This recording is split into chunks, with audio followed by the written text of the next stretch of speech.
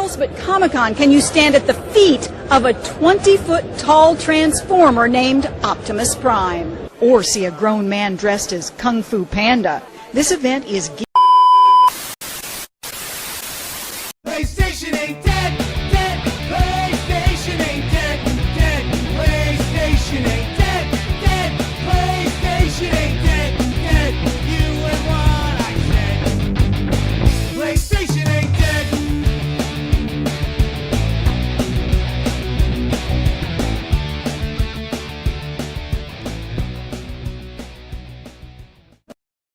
Hello. Hey,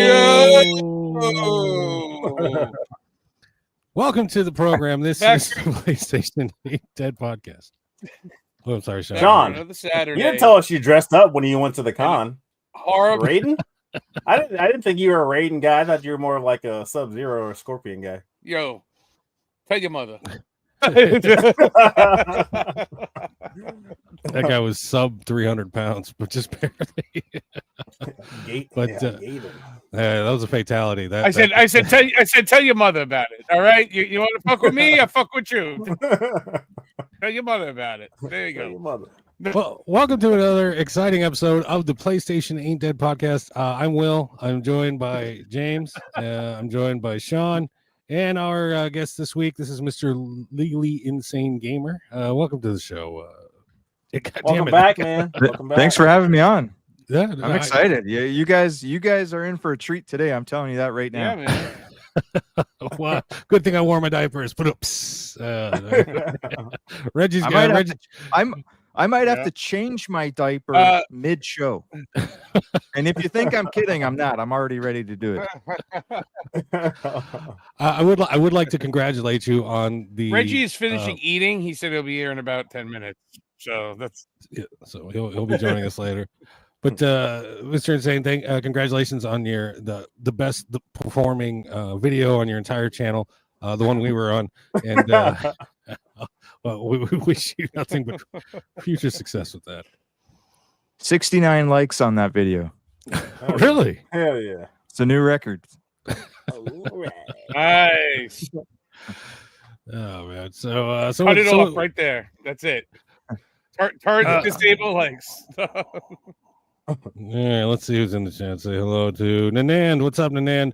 Jim Jordan's here. Hello, Jim Jordan. What up, Jim? Oh, Retro Code TV. We're having them on 2 weeks. Yeah, I think so. My girlfriend's here. In fact, she's right over there. And oh yes, Hunter Houston. It's I guess it's a wrestling thing. Is there some sort of wrestling thing going on? Yeah, it's SummerSlam, man. Actually, I gotta go.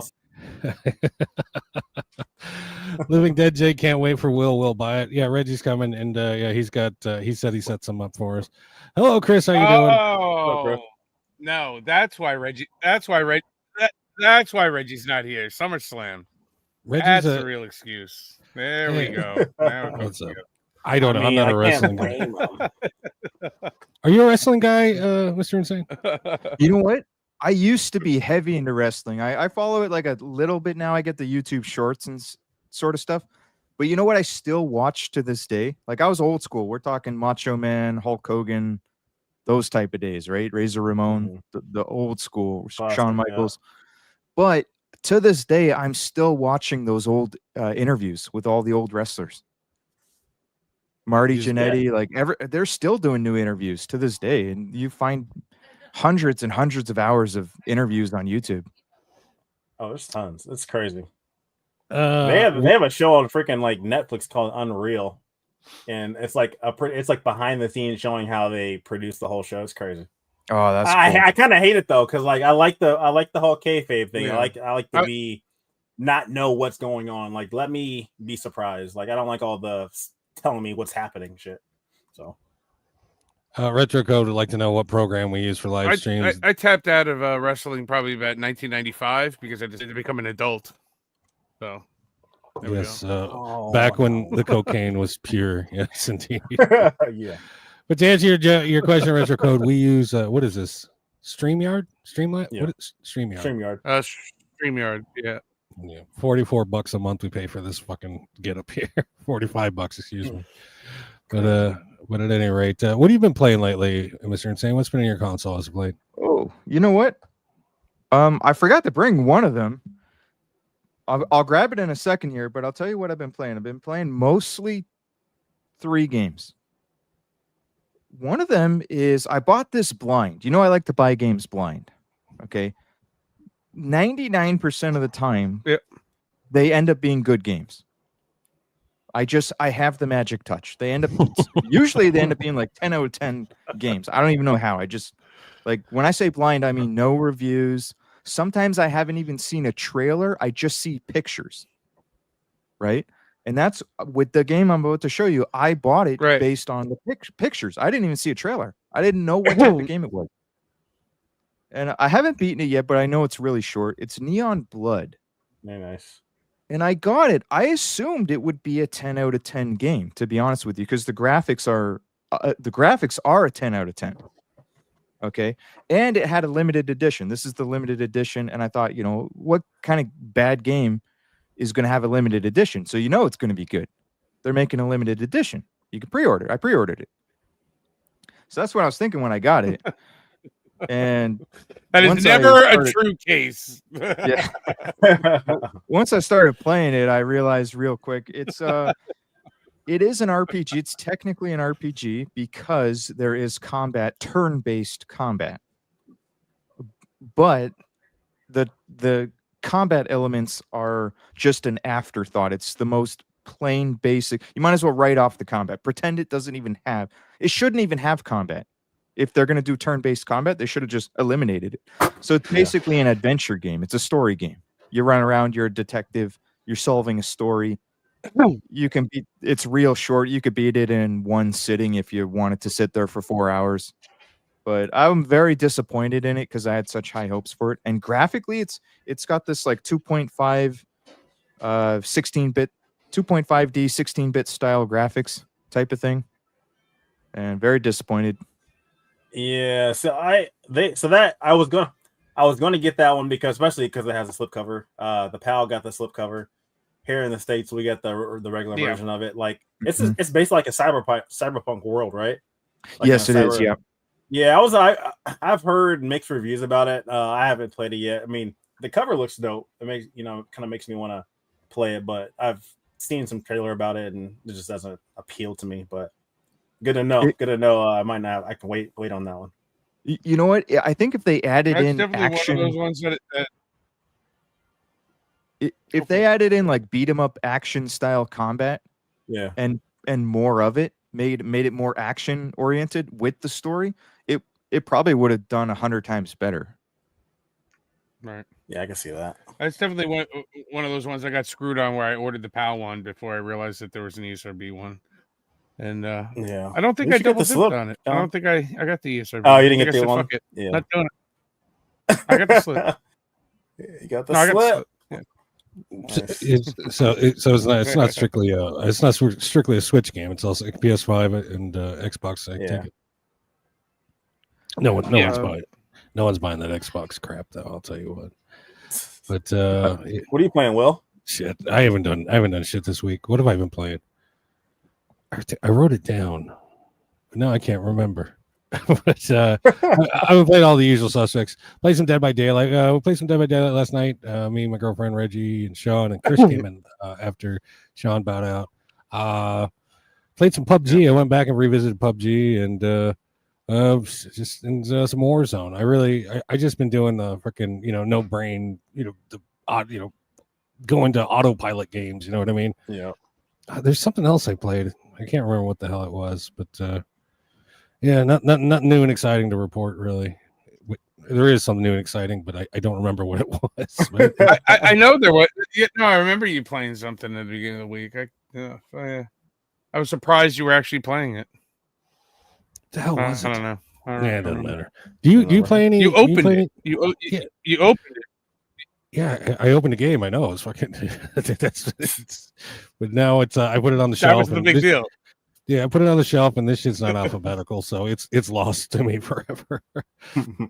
Mr. Do you play any online games? Any live? What do they call it? Live? Live action? Not live action. Live service. Live service. You know what?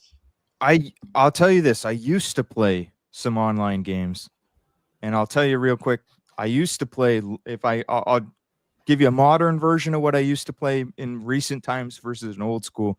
Back in the day, I played Ultima Online, the original MMO. Wow.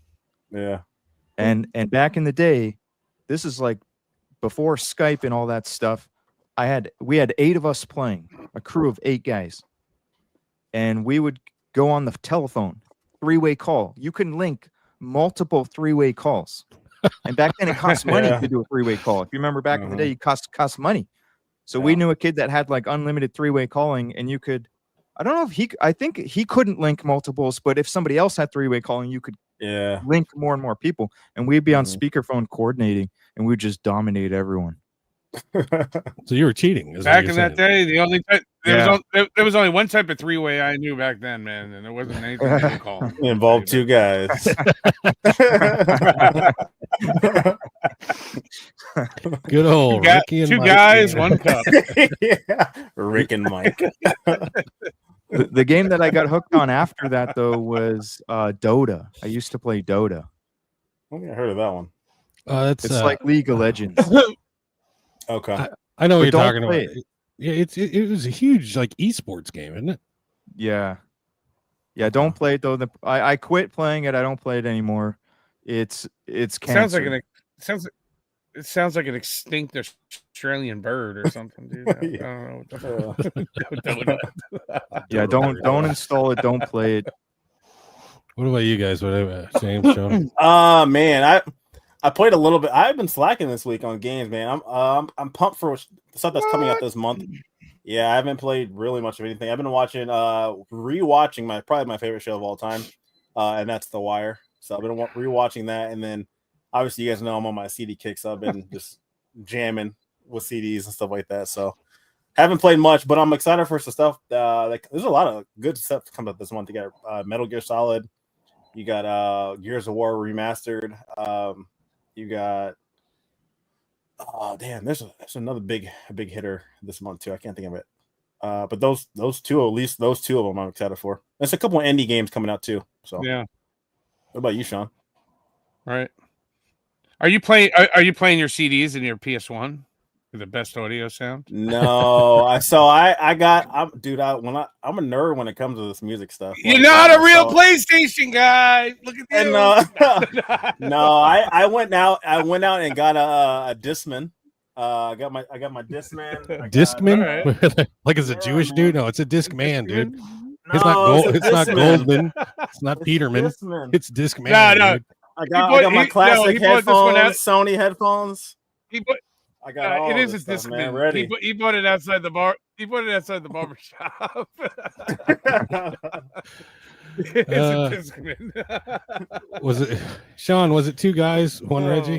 No, okay. 2 guys, 1 Reggie. We got five. Thanks. I can never tell. Thanks for the $5 Project Retro. Mrs. Insane. Retro. Can you send me the address of the 7-Eleven and what dumpster are the moms behind? I'll send it to you. I'll text it to you. Keep that a secret. Yeah, don't tell too many people though. I don't want the lineups getting any bigger than they already are. There's a line. Oh my. Oh yeah, buddy. There's a lineup. You go on a Friday night. There's a big lineup. Oh man, sloppy quadruples. Those cold. The deals are insane. The deals are insane. This morning I woke up about 4:00 this morning, and I started playing this until about noon. I couldn't put it down, and that's 5 Nights at Freddy's Into the Pit. Amazing game. This game is awesome. It's very different from the other 5 Nights at Freddy's. It's Pappas was like, "Is that Dead by Daylight type game?" And I'm like, "No, what are you talking about?" Then I'm playing it. I'm like, "It kind of is, because it's just a big game of hide and seek, from like the rabbit, but it's done in almost like a modern retro style." And you have to keep going in and out of these 2 different worlds, like the regular world, and then you go into the ball pit to go into like a alternate reality. And it'll be like, oh, I gotta get this one thing from the regular reality to bring into the alternate reality, and it's a game like that. So you're constantly going back and forth, and it's really engaging. And when the fucking when the monster comes up and gets you, yeah, no, it made me jump a couple times, man. It actually it does the jump scare pretty good, man. So if you're into a little jump scare here and there, and light like a light jump scare, this one's pretty cool. It definitely gives an ambiance, let's say, to make me sound very special and important. So I would, after about 2 more beers, I won't be able to say that word anymore. So that's all you get out of me right now.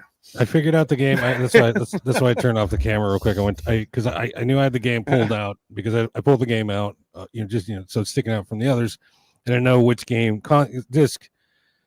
Anyway, it was Schoolgirl Zombie Hunter. Yeah, Schoolgirl Zombie Hunter. Yeah. Well, That's what I was playing this weekend this week. It was all right. It's rather cookie cutter. It is in the Onishambara world. So if you know the Onishambara Samurai Bikini Samurai Squad, I think it is. But shooting zombies in a high school or excuse me, a college, because all these girls are definitely of age, and just running around doing that. Are you sure? I'm a horny boy. Oh no, stop it. That guy definitely wouldn't. That guy definitely would not card them. That guy would not card them. Did you card them? Yes. A responsible gamer always cards the girls in the game. So yeah, these girls are all of age. I have their IDs on file. That's all. That's what I've been playing. Reggie, are you ready to come on? Or you got no picture from Reggie's here. hey, what up, Reggie? Hey, Nice. what's up, guys? I'm here. Sorry. Oh, hey, Reg. How's everybody doing tonight? Fancy to see you here. So I figured out you lied to us. You weren't eating. You were watching SummerSlam. I was actually playing Superstars, but you wouldn't know anything about that since your arcade doesn't work. Damn you! And I know you probably were, because you just got that Game Boy version of Superstars the other day. So I did, and I found out that Part 2, they made a sequel to that game that I didn't even know about. So that's an even better game. So I need to pick that up. oh, nice. But Wait, which game is that? What are you talking about? WWF Superstars.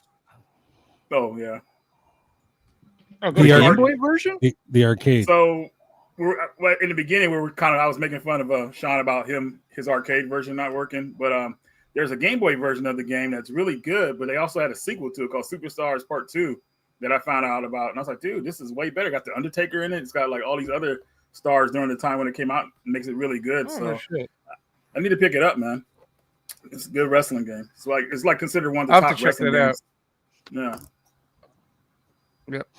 No, Reggie's been giving me shit all week because he found out that I have a Superstars arcade cabinet, and It's it broken. took a crap about a year ago, year and a half. I got sound, no picture, and every day this week he's like, "Did you fix the cabinet yet?" And I'm like, "No, I just don't feel like." I'm like, what are you doing right now? You could be fixing it now, you know. I know it's got to be something stupid. I mean, I think the board is fine. I mean, worst case scenario, it needs to be recapped, but it could just be the power supply or a bad connection or something like that.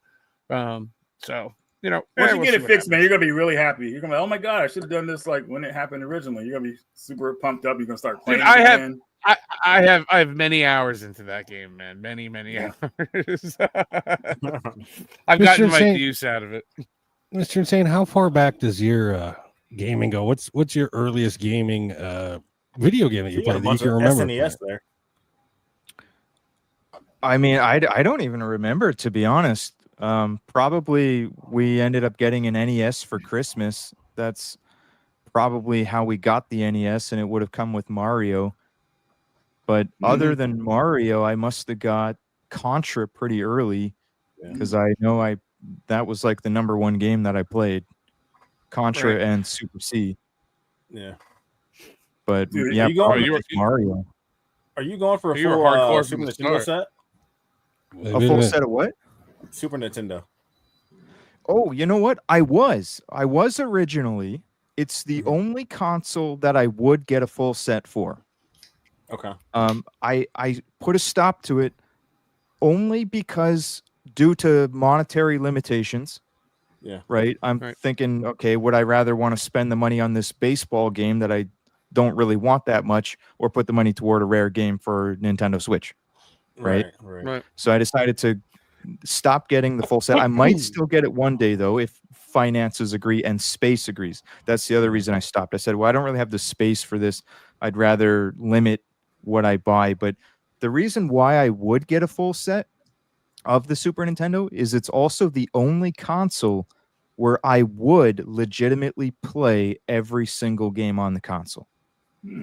So like I like playing that games. I played Barbie Supermodel. I have that game. Oh my god. Yeah, I played it. I played it multiple times.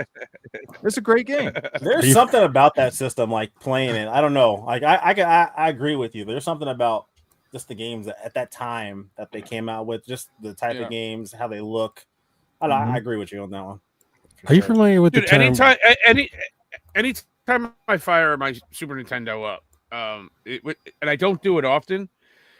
I kind of don't do it often on purpose, because when I do, it literally does transport me back in time. You know, even though I've been gaming since the NES and even the Intellivision before that, the Super Nintendo was like my prime age, you know, and it literally does transport me back in time. So I don't go to it all the time to play, because I feel like I don't want to ruin that feeling. I don't want to like milk that feeling too much. So I just make it special every time I turn that one on. You know, it's very weird. Right on. Reggie, I got a question for you. What's up, bro? So we were on Mr. Legally Insane's podcast on his first episode, and he asked the question: were you a Sega kid or a Nintendo kid?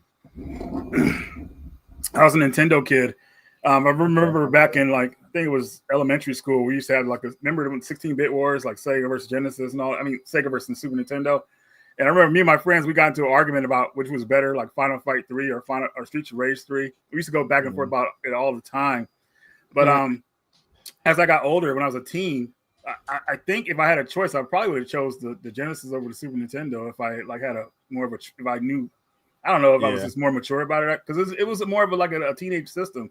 Super Nintendo, very colorful children's games, you know. It also had its like teenage games too, but it was just like had some grit to it. You know what I mean? Yeah, like, yeah.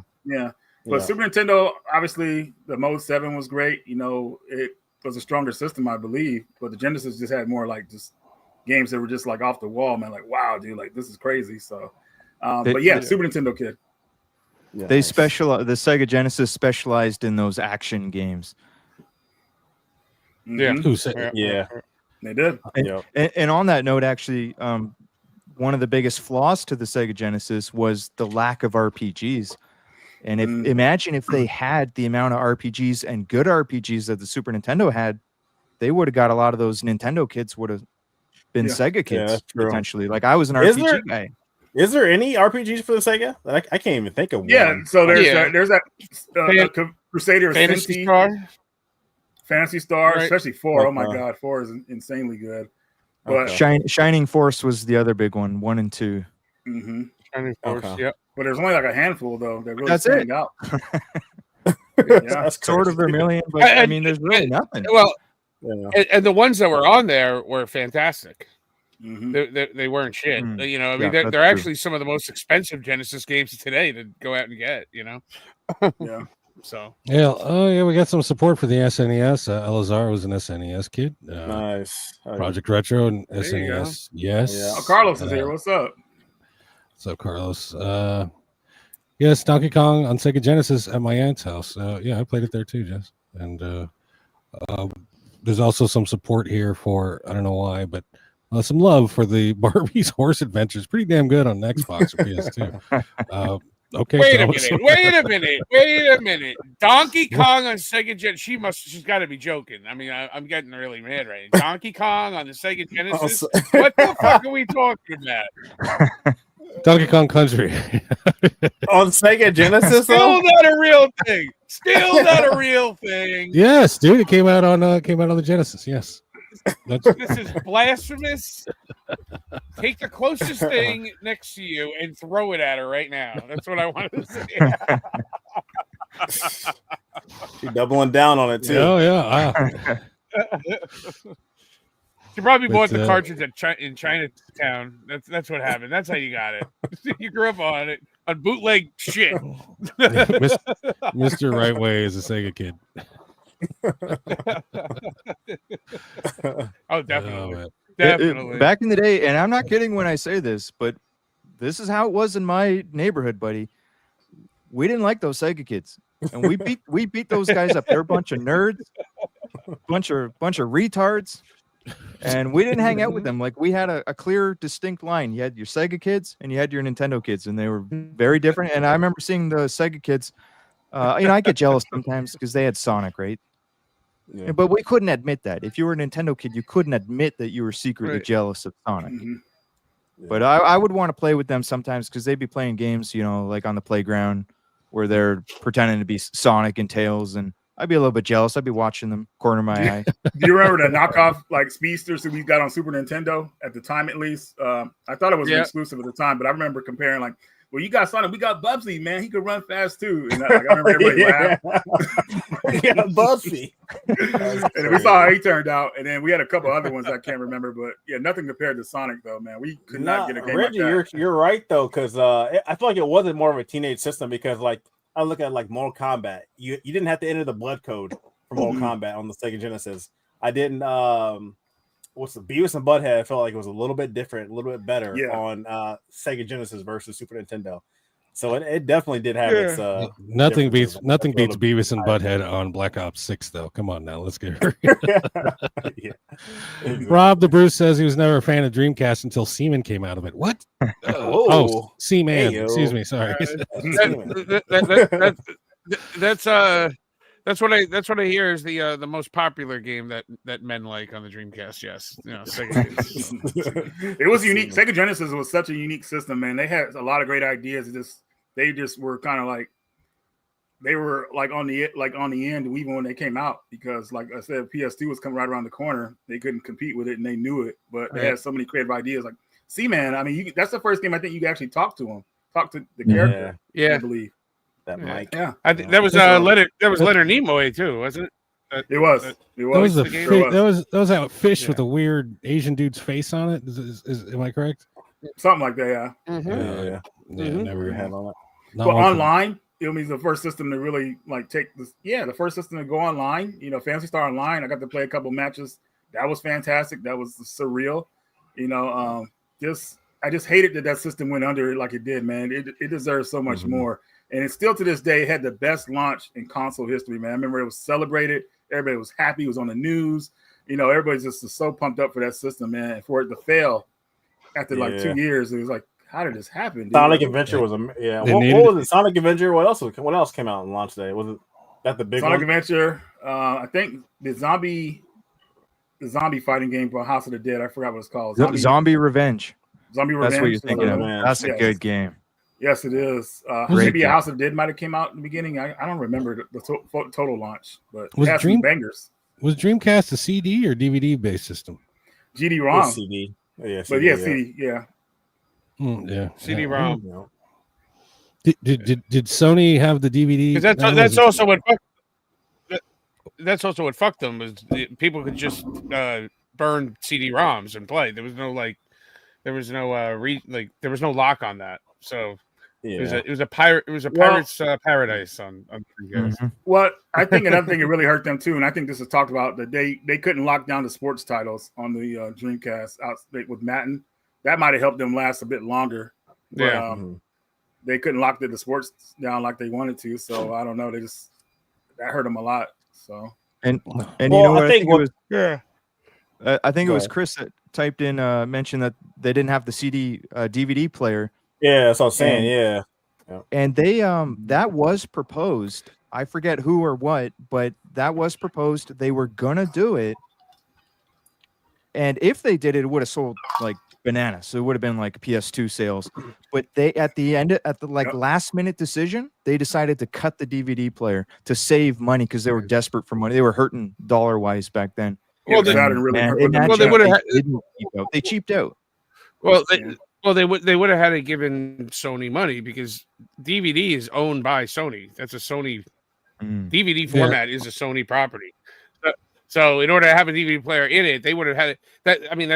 That's kind of why the Give Nintendo up, yeah. PlayStation didn't work really, because Sony owned that property, so they and that the Xbox 360 didn't have they went HD DVD or whatever it's fucking called, and Yeah. I don't know. Dude, I burnt out my PS2 on DVDs. I mean, this is a decent DVD player, and I even bought the remote for it. It was an aftermarket one, but And I was gonna say this, what Chris said. Like it was yeah, DVDs was up and coming. Like that was people's first DVD. It was cheap. I can play games and movies at the same time. And that could have been the Yep. Dreamcast. Like, just imagine. Yeah. And Yep. you know what? It Yeah. only cost them an extra $50. They would have had to increase the console price by an extra $50 if they It did would've that. worked. That's one of the reasons they cut it. That it was the main reason that they cut it. But I think people would have paid it. They would have Oh, been happy to pay the 100%. extra $50. Hell yeah, they would have.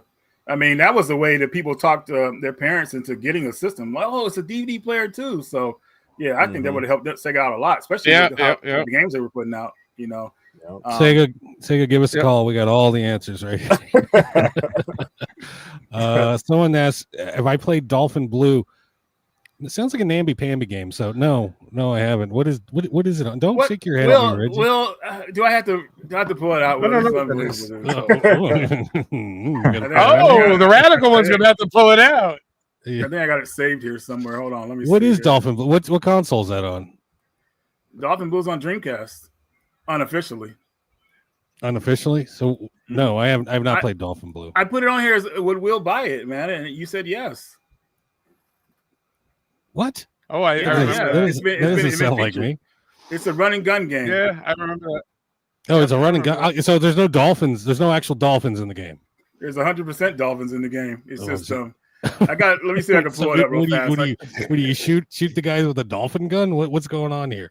Well, You said you would buy that game, Will. You did. Well, I don't. remember. I guess he didn't. Well, oh my god, we're gonna have to go into the archives and get to the bottom of this. Of this Should I mystery. load You said- eBay for this one? This one sounds like it might be good. Dolphin Blue? I thought I had it saved, man. I'm looking for it here, but I guess I don't have it. You said you were gonna go out, get a Dreamcast, play the fucking game. That doesn't Well, sound that- like me at all. Dolphin Blue.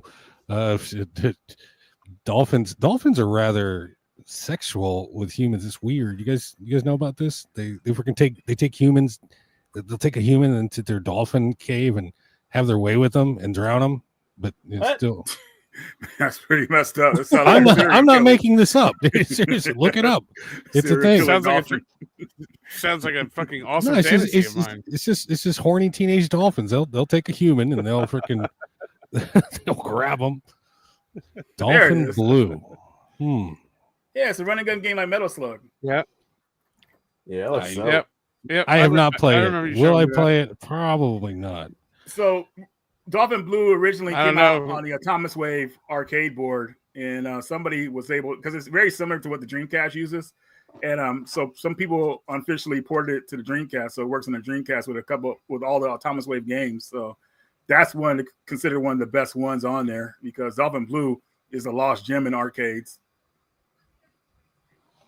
We got a question for you, Mr. Insane. Did you buy the Switch 2?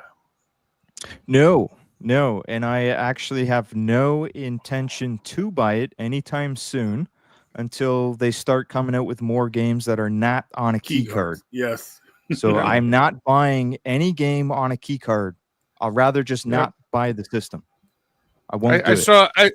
I think I saw a count today. I think they're up to number 50 right now on key 50 cards. key cards? I made a bold statement on online, and I said I was going to go for a full Nintendo Switch 2 game on cart set, and I'm looking forward to all 12 of those You games. should, yeah.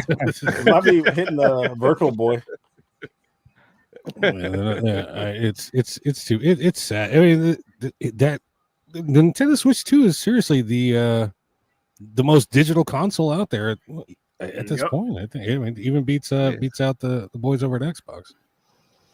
I'd Right. rather put I that mean, money toward retro games. If if I'm going to get a Switch Yeah. 2 and buy these key card games, I'd rather not do Yeah. that and rather spend my money on retro games instead.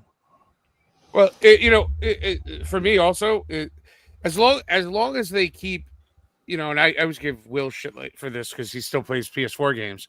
As long as they make two versions still of games like Metroid, the new Metroid, I want to play a new Metroid, but I'm buying the Switch 1 version. I'm not getting the Switch 2 version. The Switch 1 version will have everything on the cart. Granted, I know the Switch 2 version will have everything on the cart too because it's a Nintendo first party game, but there are going to be instances where a game comes out on a game key card and on the Switch 1 version it'll be the full fucking game. So, so as long as they still make Switch 1 versions, I'm buying the Switch 1 version. I don't need I don't need like one more color in my fucking palette. I mean, I really don't give a shit anymore. Project Retro Games says Dolphin Blue is an Atomus Wave game. It's releasing on his Dreamcast Atomus Wave edition with all the Atomus Wave games. So there's your plug. There you go. Nice. So I'll be ordering that. Keycard Pursuit. Do you think there'll be anybody like having like a full set of key card collection for Switch 2?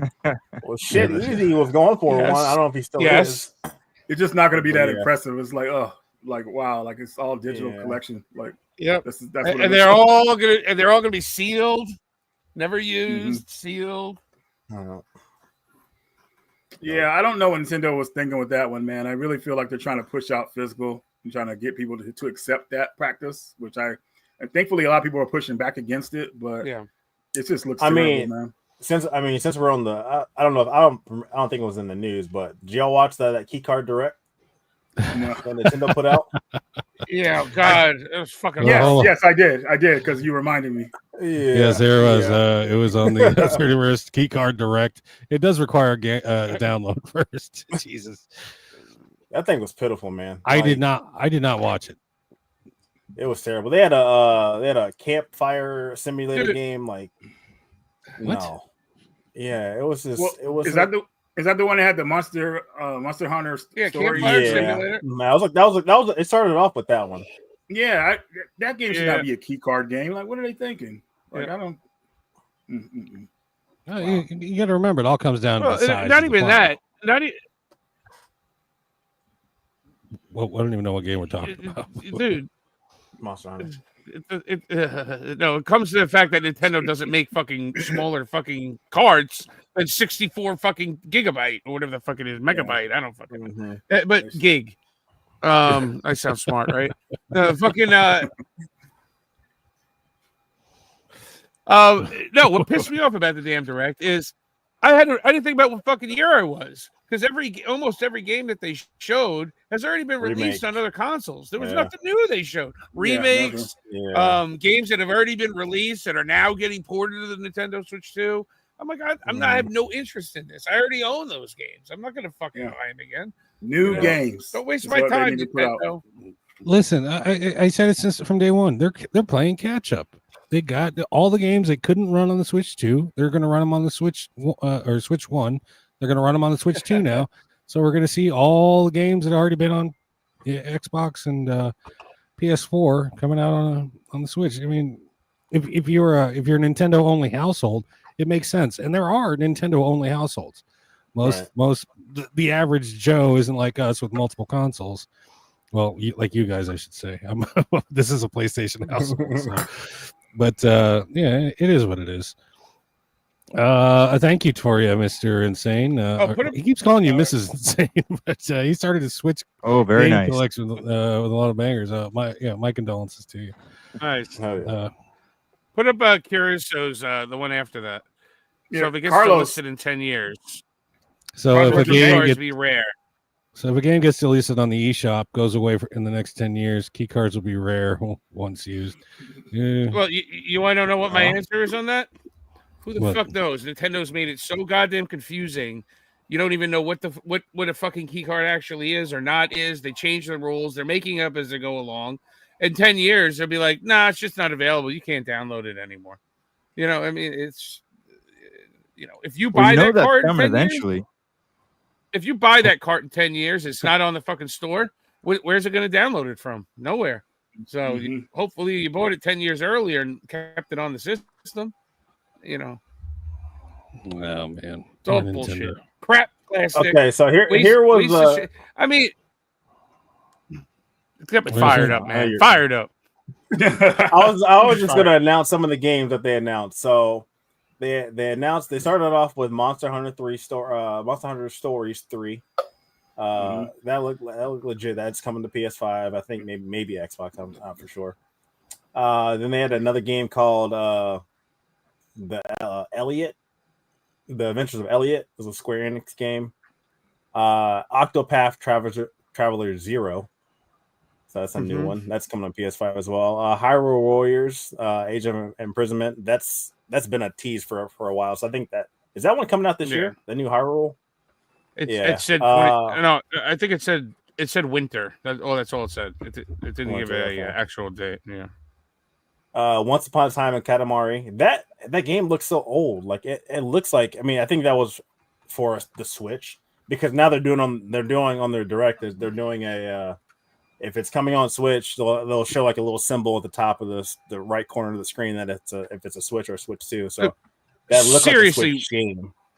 What's the difference of any of those fucking games? I mean, look, I have a PS2 copy right here. What the fuck? It's probably the same fucking game. You roll around, you collect shit. Like, oh my god, wow, let's put that in the direct. Come on. And then we get out of here with this bullshit. And then we get some remakes here. So we got Persona 3 Reload. Bullshit. Dragon Ball Sparking Zero. Bullshit. Wait, isn't that the one that's already on like PS5 and stuff too? Yeah, exactly. Yeah. Been out for over a year. So it's like, what the fuck? And the game Just sucks, Dance too. 2026. Stop making these games. The Just Dance games, stop making them. I mean, I can't believe that people are still buying those games. Well, Will keeps them in business. Will likes to Just Dance. There's nothing wrong with Just Dance, dude. Get the hell out of here. You know what else is cool? Let's sing. Just Dance. Bring more. Give me more. I want more of that. Well, if you're gonna do those, bring back Guitar Hero then or something. Yeah, we do need a new Guitar Hero. Now, hold on. You know about Just Sing 2016, right? Tell us. You talking about for the Wii? Yeah, for the Wii. Yeah. Do you know about what the story is with that one? I feel like that's the last Wii game that came out, isn't it? Am I correct? I gotta find it just to make sure. What's it called? Sing 2016. Hold on. James, I think you're getting confused with Let's Sing 2016. You know about that one? No. What is it? I'll tell you about it. All right. Stop being insane and fucking tell us, man.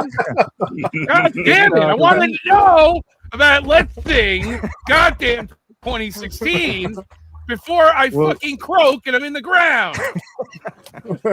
Well, the Wii version in particular is the very rare version because it was pulled from shelves early because somebody messed up when they were porting the file over. I guess they picked up the wrong file. And they picked up the uncensored file by mistake for one of the music videos. I forget the guy's name. John Legend, is it? Something Legend? Yeah. That sounds right. Okay. Anyways, in one of the videos, like it's supposed to be censored. Like the publicly available music video is censored. But the Wii version has the uncensored video by mistake. And they had to pull it from shelves because there's like kids that are buying this game, right? Like 5-year-olds. Getting this game for their Christmas present. And it's completely uncensored and some big old titties in that video. Oh, wow. And it's That's crazy. Uncensored titties. No, it's Let's Sing. You said it's 2016. Let's Sing? Or Just Dance? It's Let's Sing 2016. You guys hear that? It's very rare. Very rare. That's the sound of 45 eBay windows opening. I'm looking right now, dude. You are. Now, hold on. I'll tell you something too, because I made a video about this game a long time ago. When they recalled it from store shelves, they made up a fake reason. It's obvious that it was a fake reason. They claimed the microphone was faulty because the original bundle came with a microphone. And they claimed that the microphone was faulty, so they had to pull it from shelves, which was a cover story for "Oh crap, we put the uncensored big old titty version on store shelves." Is there an E rating on it? Did they reprint No, it's a it T with a rating. correct? Did they reprint it with a correct version? I don't think so because it's still very rare. So I don't think it was ever reprinted. Yeah, I'm looking at it now. It was shovelware to begin with. Mm-hmm. What's the price? What's the price tag on it? Around $60. $60 if you want to get the standard edition. If you want it with a mic, people charge around $100 for it. $60 is a lot to pay for a gander and some boobs. I don't know. I mean, you gotta really like it, or I don't know, gotta complete your collection or whatever like that. But it's kind of cool that I'm curious if Marcus had that. Marcus must have had that. Yeah, he had a full set. So yeah, he definitely had that. Now next week on Right Way's Whatnot stream, he'll be flooded with those. All right, guys, we're gonna get into it. This is the news.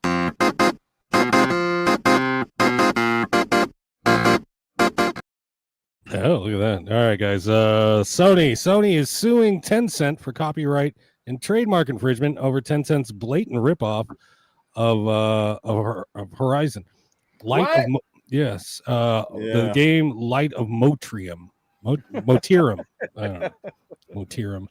Tencent had previously approached Sony and pitched them on licensing Horizon, and they were denied. So they said, "Fuck it." They already had this one in their pocket anyway.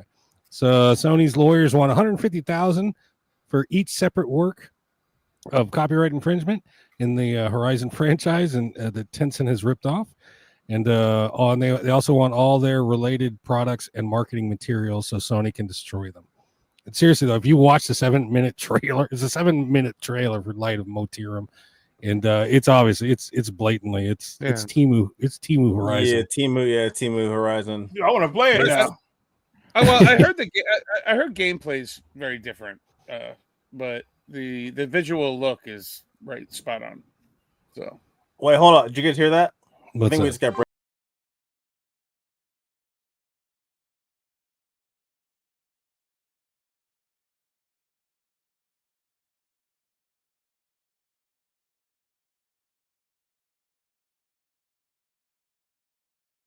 Well, that was breaking news. Hot off the presses.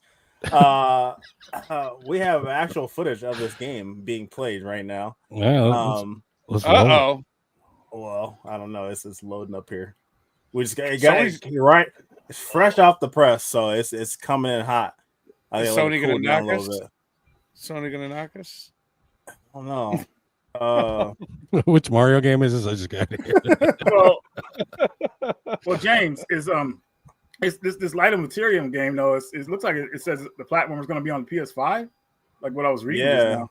It's going to be it's PS5. It ain't going to be. It's going to be on nothing. So it's going to be. I don't. Yeah, they got to change the whole thing up here. If it loads here, we'll see. What do you? It's I'm not going to play the whole 7 minutes here. So.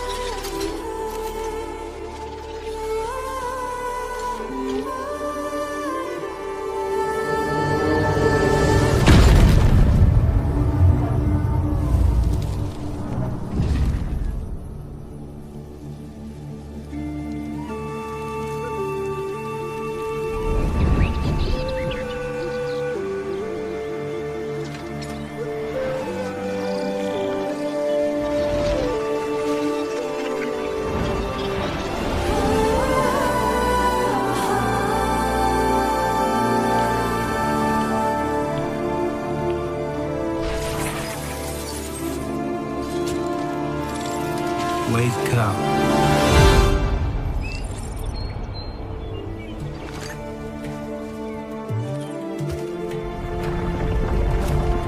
I call you forth, the fourth breath I grant you, to live in this world which spirals against time. It's beautiful. All right, now it looks good. That's definitely Temu. Horizon. But have you guys ever played Destiny? Yeah. That looks like Oh. that little thing looks like the ghost. The ghost that follows your little ghost friend in Destiny. Yeah, this is ripping everything off. But white girl supposed to be like a Native American, freaking hippie type weird bullshit with robot dinosaurs. I mean, it's a ripoff. It's straight up. It's Horizon. Get this shit out of here. Yeah. You don't want to give it a chance, Will? No, Will not buy it. Well, you haven't even bought the original Horizon games, though. No, I actually, they're on the shelf. I put an hour into it, and I couldn't aim. I couldn't get past the fucking tutorial. At least you tried, though. That's you got to try. James, I have the physical for this game already. So already, yeah. This man getting this exclusive. I need that. Yeah, I'm not going to show it though. So. I'm not gonna show it. All right. Next. Excuse me. Got a little crud in my throat. Got some con crud in there. Wants to cut. And Hunter's right. We're totally gonna get hit with a copyright strike on that fucking bullshit. Oh, you can't copyright strike us for something that's fucking a copyright violation. Yeah. So hey, copyright from Sony. Timu's gonna have to pay the bill somehow, so they'll be fucking Timu. Let's see here. Xbox is reversing its decision to price games at $80 USD. They're going back to the $69.99 USD. Yay, Xbox crazy Eddie slashing. Back from the grave.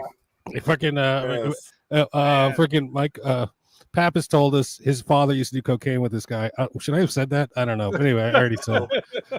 Allegedly. The change came out after everyone pitched a fit over the price of the Outer Worlds 2 and other holiday titles, not to mention shitty pre-order numbers for Outer Worlds 2. Now, anyone who has already pre-ordered games $80 will be reimbursed the difference. Now, on the flip side, Nintendo is going to adjust its pricing based on market conditions. Yeah, for the PS1, for the PS1, the Switch one. Yeah. So, what does that mean? Are they going up? Are they going down? They're probably going up. So yeah, it's going up. So this is only this Nintendo move, market based conditions move is only for the Switch One stuff. Not the Switch 2. And I call complete bullshit on that, because if you look at any of the fucking markets, all the markets are up, and you're just arbitrarily going to raise the fucking prices and just slap a little thing on there. It's like one of our other news stories we're going to fucking talk about, where they just blame everything on fucking tariffs that, whatever. We haven't fucking felt it because we're American. So we're good shit. So it's all fucking fake bullshit. Oh, COVID, there's no chips and this and blah, blah, blah. The mail doesn't work because of this. No, it's called every fucking company being lazy and wants to make more money and do less work. Just so you know, that will go in effect on August 3rd, the adjustment based on market conditions. So you guys got that to look forward to if you are if you're looking for a Switch One. I believe the S&P just is like the highest it's been in like fucking 10 years or something, like last week. So I mean, what market conditions? Tell me about these market conditions, Nintendo. Why does the Switch One have to go up? They're just doing it to bust your balls. They need an excuse. They need they're like shit. What happened was like, holy shit, the Switch 2 is selling like gangbusters. I can't believe these fucking idiots are buying this fucking turd. It's the best launch of any console since the Dreamcast. Wow. And then I was like, well, hey, why don't we do this to the Switch One too? Yeah, they'll be fine with it. They're fucking idiots. And you guys are eating it up. I mean, when I first read that, I said, well, it makes sense. They should be going on the budget bins. Try to clearance them out right now, Yeah, you would think, yeah. Knock $100 off of them and fucking get them out of the store. That would make sense. What is the Switch One going for retail nowadays? $299 still? Is it $349 for an OLED? Something like that? I don't know. I buy games for grown-ups. I think it's $349 Canadian. I don't know what the equivalent to that is. Oh, that's $3 American? That's about $2.50, I think. $2.50 US. Yeah. I can look. All right. I'm actually like with Xbox dropping the prices down. I mean, it sounds good on paper. It sounds good when they're putting it out, but Microsoft ain't putting games out. Like, they're not putting exclusives out. They're not. I mean, it'd be different if y'all were putting out games like you did back in 360, but y'all ain't putting stuff out. To go down and like the last game, what was it called? Evolve or whatever. It was like it was a steel book with a code. Like right, yeah. Yeah, they're not putting games out. They can't talk about they're gonna drop prices down. Back to what it. Yeah, with no games coming out. Nobody bought that game. Nobody talked about that game. Right. The gameplay footage I saw of that game was broken as sin. You know. So I brought it up. An original model Switch One is $299. The OLED is $349, and the Lite is $199. There you go. What do you think? $20, $25, $50? Kind of raise we looking at? Well, we'll see tomorrow. We'll check the markets tomorrow. We'll report on it next week. But I said it on a previous episode. What I think the reason Xbox jacked up their prices because they saw Papa Nintendo did it. If Daddy Nintendo can get away with it, so can we. And then the fucking nope, you're not. you ain't no Nintendo. Yeah, exactly. Xbox. All right, moving on here. Limited run games with limited run games holding their hand. VGP is getting to the exclusive cover variant biz. Now, VGP first announced VGP exclusive Tomba special edition cover variant, and now we got Shantae Advance Risky Revolution on deck for the Game Boy Advance. Now, some less than legit businesses launder money. Looks like the limited run games is using VGP to launder reprints. The sad part of this is the majority of collectors out there are totally going to buy into this bullshit and do the old double dip. So, Reggie, I'm looking at you. How many have you bought? Yeah. I bought one. I bought the purple one. You know how I feel, man, when it comes to variants, especially from VGP. That's just another way of just saying reprints, but just kind of covering it up in a way.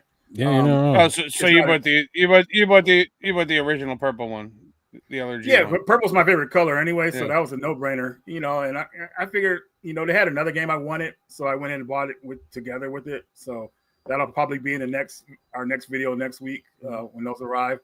But yeah, I mean, any game today, man, that's considered rarish or just I don't know, man. Just VGP they got total access to it, man. They got the reputation.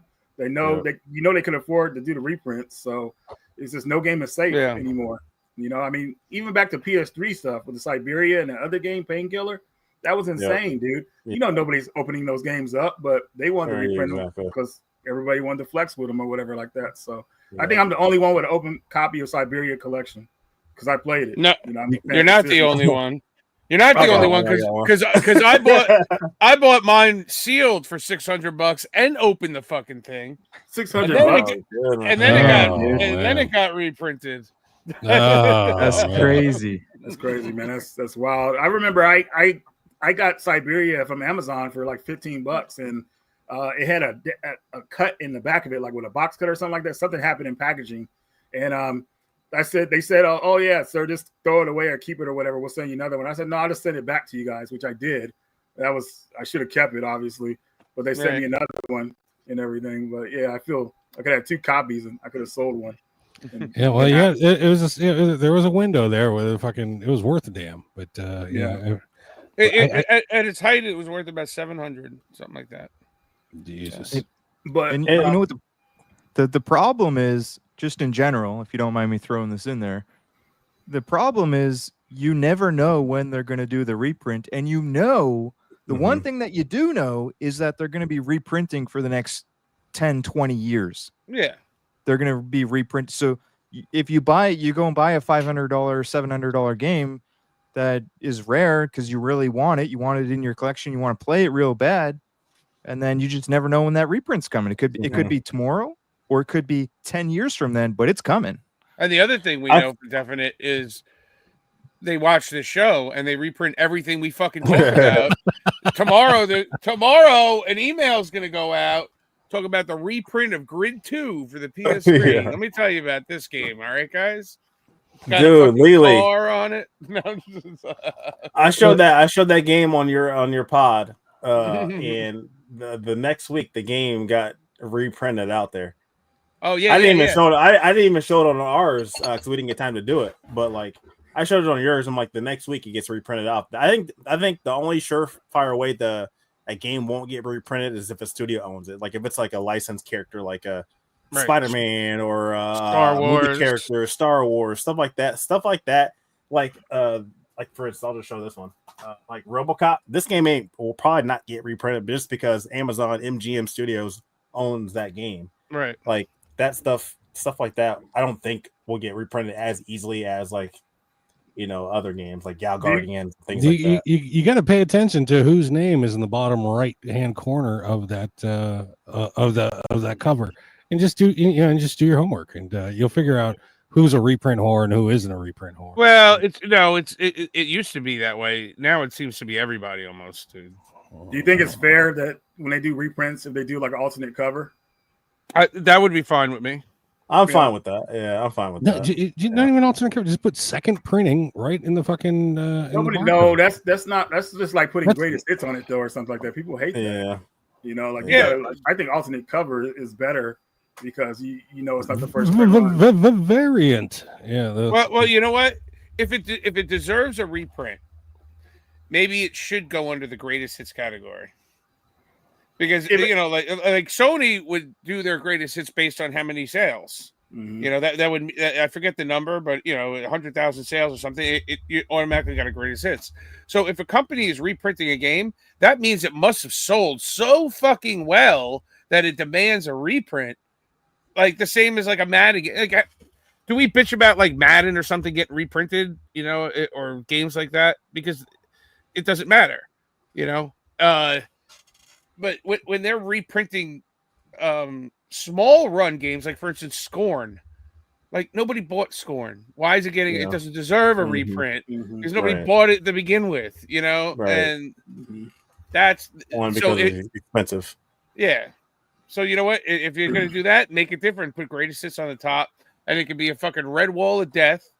Like like Right Way's dumb fucking collection. But real quick, for something like Scorn, it didn't sell well. If VGP promotes it, then it might actually sell well because obviously everybody's looking at them. You know what I mean? So that might be why they pick certain titles up because they know they'll be able to sell them better than certain publishers or how they got promoted. No, they reprinted it after it was going for $150 on eBay. Yeah, that's the only reason they cared. I mean, nobody wants these games until you tell them they want these games, and then that's when the fucking dickheads of VGP or anyone else who reprints fucking perks their ears up and gets all horny and fucking reprints the goddamn game. And it's not a good game. It's not a good game. All right. They know that they can get the collectors and the FOMO buyers. If you have a $200 game out there and I reprint it and sell it for $60, you're going to get people flooding in that they don't even want the game. They don't even want the game. They just see, it's 200 and now you got it for 60. I want to buy it right now. I'll buy it right now. Yep. Yeah, they got not even a good game, but they just see that it was 200 and now it's 60, so now I want it. Yeah, and they got people in the collectors groups watching the conversations, forums, and all that stuff. They're taking all this data in, and they're that's how they do it, man. I mean, the best thing for them, they love sealed collectors. Like they love people who don't open their games, so they could like sell out of those because people just want to flex with them or whatever like that. They've been doing this for years, and I didn't even realize that they were doing this back in the Game Boy era, Game Boy Advance, DS era, reprinting stuff. Oh, really? I didn't know that. Yeah. Well, them are the other guy that has that other store. I forgot the one who was selling the Siberia reprint. Dusty Games. Dusty. Yeah, he was the one I knew that I found out actually that was reprinting Game Boy Advance games and certain DS games or something like that. I can't remember everything, but yeah. Well, yeah, no, there were a lot of 3DS games that got like late reprints, like Castlevania. Like you could find sealed Castlevanias all over the place, and they all come shrink wrapped. Like they don't have the Y folds or anything like that. They're still legit and brand new, and sealed. But that's how they came. You just don't know when that reprint took place, basically. So, I'll say one thing. I'm glad they ran out. I don't know the whole the reason why or what actually happened, but they ain't reprinting Vita games. I think wasn't there a thing that they couldn't. There's no more carts available. Yeah, Something- Vita stuff. something- They actually literally like ran out of carts for that because I remember. Yeah, so Play perfect. Asia was talking Thank about it. you. Thank Play you. Asia was Right. you want to worry about reprints of Vita stuff, man. Yes, I mean, thank the only you. Vita stuff that's out there probably now is that last game that they're trying to release called The Thousand Yeah. Spikes or something like that they're waiting to release Yep. for whatever reason. Well, yeah, but that was printed. Those have been printed for years. They're That's sitting right. in a warehouse. Right. Yeah, that's what I mean. Like those Yeah. are the last Vita stuff out there. It's not And- officially out in the And I public. think it's the same for 3DS games. They don't have any more Right. cartridges for 3DS, but that's why like Limited Run put out a Shantae game on 3DS that was already released retail. They were It is- sitting on those cartridges for years. You know, I mean, who's to say that Limited Run just doesn't have fucking boxes of empty fucking Vita cards ready to fucking put a Vita game out? You know, so, Yeah. All right, guys. Moving on. In other reprint news, Lost in Cult is re-releasing the indie sleeper hit Animal Well. This was Another originally one. released. Yeah, this is originally released by Limited Run Games. This retail version will feature a fully updated, full-on cart Switch version ready to go for your Switch 2 with new cover art. Also available separately are an art book, vinyl soundtracks, bonus tracks, blah, blah, blah. I wonder if this version is going to piss off the crowd who got it from LRG. I mean, It's ridiculous. aren't LRG games supposed to be exclusive? no, not necessarily, No. but Not unless they sell well. Animal Sell out Well. fast. You know what the worst part is with that one though? Animal Well just came out, Yeah. and the limited. This is what the part that pisses me off. And I didn't buy this game, but I'd be pissed off if I did. The limited run version is more, or is more expensive than this new retail release. This retail release that just came out after the limited run version just came out, and the new version is better and cheaper. It's Yeah. not cheaper by much, but it's still cheaper. and complete. And it's complete, yeah. So it's Yeah. it's significantly better than the limited run version. They gotta stop doing this. So we got a whole petition about stop killing games, right? We got a whole petition about stop killing games because we want preservation for our games and things like that. We gotta stop doing this bullshit. We gotta have a thing for stop making bullshit ass reprints. If you back in the PS2 era, they put a game out, and granted, they might have did an update on certain games to put a full game out. But if I get a copy if I bought this copy from Limited Run, then that should be the only copy. Like I shouldn't have to hope or think, oh, they'll just another company will put this out with a more up to date game. Like limited, if the game's not ready, then don't put it out. Like you guys got money, you guys got testers to put this stuff out or to play these games to make sure it's fully playable on a whether the patch that's on the game or not. Like I shouldn't have to buy this game and then think, oh shit, well the second game is gonna have a better patch on it. It's gonna have a more up to date patch on it. Let me buy this one. Like this was a limited run game, number 99 in the collection, and then this other company, Lost is Colt. Now I don't know the Lost in Colt. Big Head Mode did the first one. I don't know if they're in cahoots with this one as well, but like it's crazy. We got to stop doing this instead of keep putting games out just because it has a better patch on it. Like I don't want to keep buying variants just because it has patch 1, it has patch 2, it has patch 3. Like that's crazy. Problem, James, is that we're the game testers now. So Yeah. because of Yeah, these you're games, right. you know, You're right. it's like, dude, I let's mean, throw it on in- there. That's not right.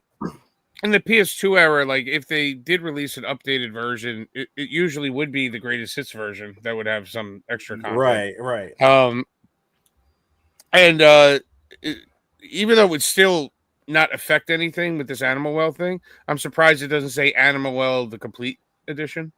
They seem to do that a lot these days. Yeah, I've noticed that You too. know, Yeah. what was that one game, Human Fall Flat, and then 3 months later, Human Fall Flat, the complete edition came out. Yeah, they got the boat game. I can't just another boat game, a complete edition. Broke edition.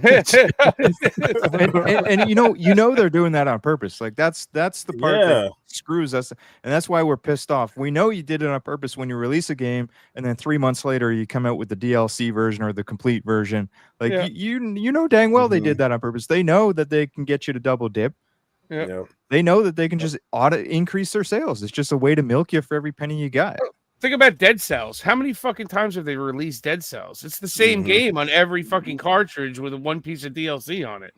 You know, so if you go back and buy the original Dead Cells, what is the point of buying that? You got it for $3 because that's probably all it's fucking worth. Because you know, oh my god, so someone ban that guy. Ban him immediately.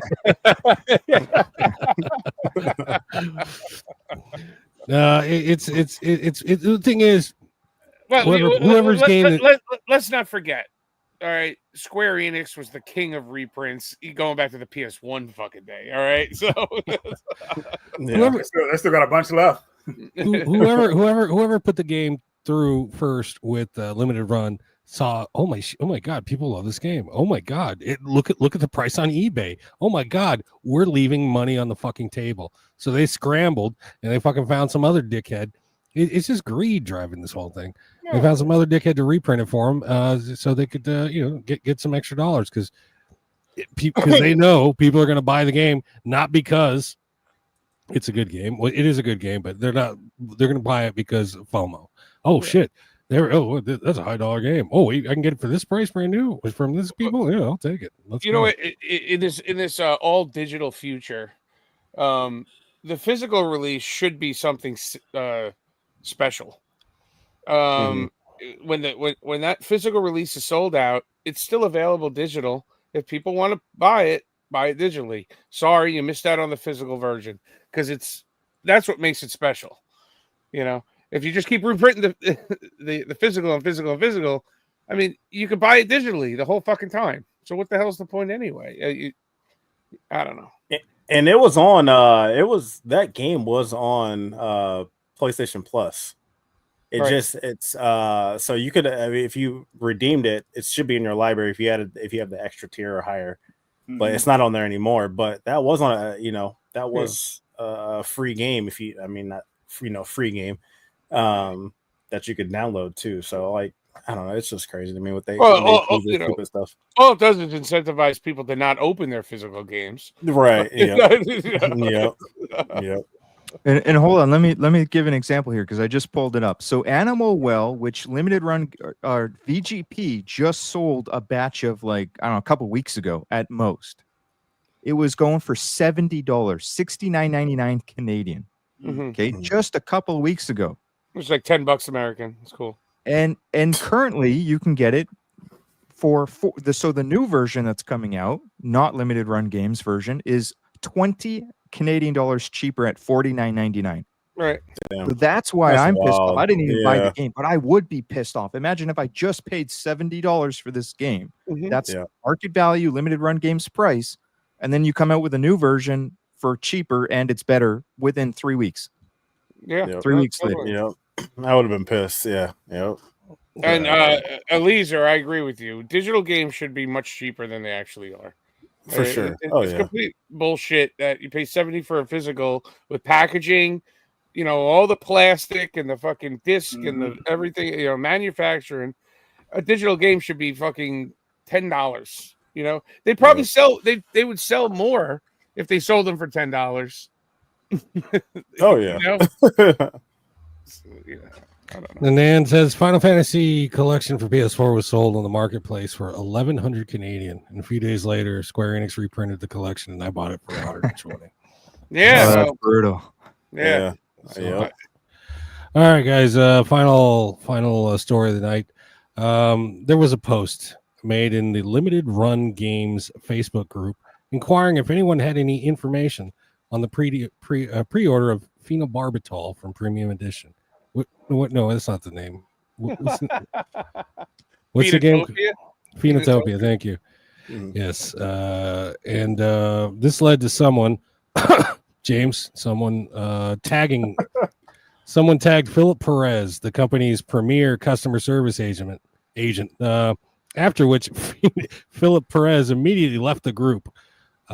Premium Edition then had the gall to ask on Twitter what game people would like to see physically. And then James, the hero of the evening, comes in and says, "The ones we pre-ordered a few years ago."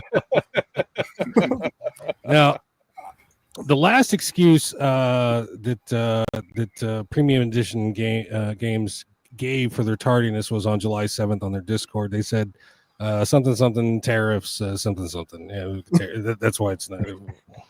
Premium games, fix your shit. All right. Because I guarantee nobody's going to remember all the games you did before and all the good you did. They're only going to remember this one that you royally fucked up. Well, I went back to my receipts. I think I pre-ordered that game, 2023, James? Yeah. You talking about Music Racer? Or which one? Or the one we're talking about? Literally all of them. Literally all of them. Yeah. Because there's like it's not just Phenotopia. There's like 3 or 4 releases that I pre-ordered, and they go back to 2023, early 2024. Maybe? No, definitely all 2023. They were all like in like a 3-month window. Yeah, so and they pulled those games. That's pretty fucked up, man. It's 2025 right now, and they promised us 3 or 4 games, and I have received 0 of those games. They have all my money for those games, and I have 0. So they end up pulling like any information about those games off the website. Like you cannot even find them on there. Yeah, I've noticed that too. Yeah, that's insane. The only place you can find info is on their Discord, and it's people just bitching and bitching and bitching, and they said, well, we had to change manufacturers because of tariffs, this, that, and that was July 7th. I ordered this game in 2023. I mean, what the? Don't give me this. I mean, and it goes to say, like, Reggie put out a good video about pre-ordering. Like, you guys should know what companies to pre-order from at this point. I mean, there's a few people that I would not pre-order, this being one of them. First Press Games. No.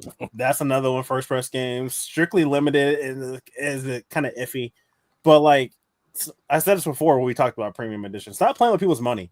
Like you held my money up for this long, and I don't have nothing other than some tariff bullshit talk that you're talking about. Like stop playing. Either give people refunds or put the game out. Like I don't hold my money for this long. Like I don't care. People work hard for their money, and I shouldn't have to wait this long for some game because of some excuse about something. You guys are a company that we hopefully stand behind, and you can't put this stuff out in a timely fashion. Bullshit. Get out of here. I mean, Premium was weird because, they started predominantly as a Switch company, and I have all of the Switch releases. They always came through on them. There was never a problem. I mean, maybe some, instead of taking 3 months that you kind of expect, they took longer. 8 months or something. But you know what? You got them. And they come in really nice packaging. They do a quality job. So that's why it's a little hard to talk bad about Premium Edition, but it's like we're talking about Switch cartridges. Stick with that. Compared to fucking Blu-ray discs that should probably take 24 hours to make all of them. You know what I mean? Like fucking print the goddamn Blu-ray, on your mom's fucking computer. Who the fuck cares? I was actually thinking, well, somebody might do it, but I was thinking about doing a limited print company tier list video, like which ones are the best ones to order from, and like which ones you don't want to order from. I was thinking about doing it, man. I might actually do it still. But You should. But, and you know what? Some of them they'll at least give you your money back. So like Strictly Limited, they're legit because they'll at least give you the money back. Some of those games I don't think will ever get printed.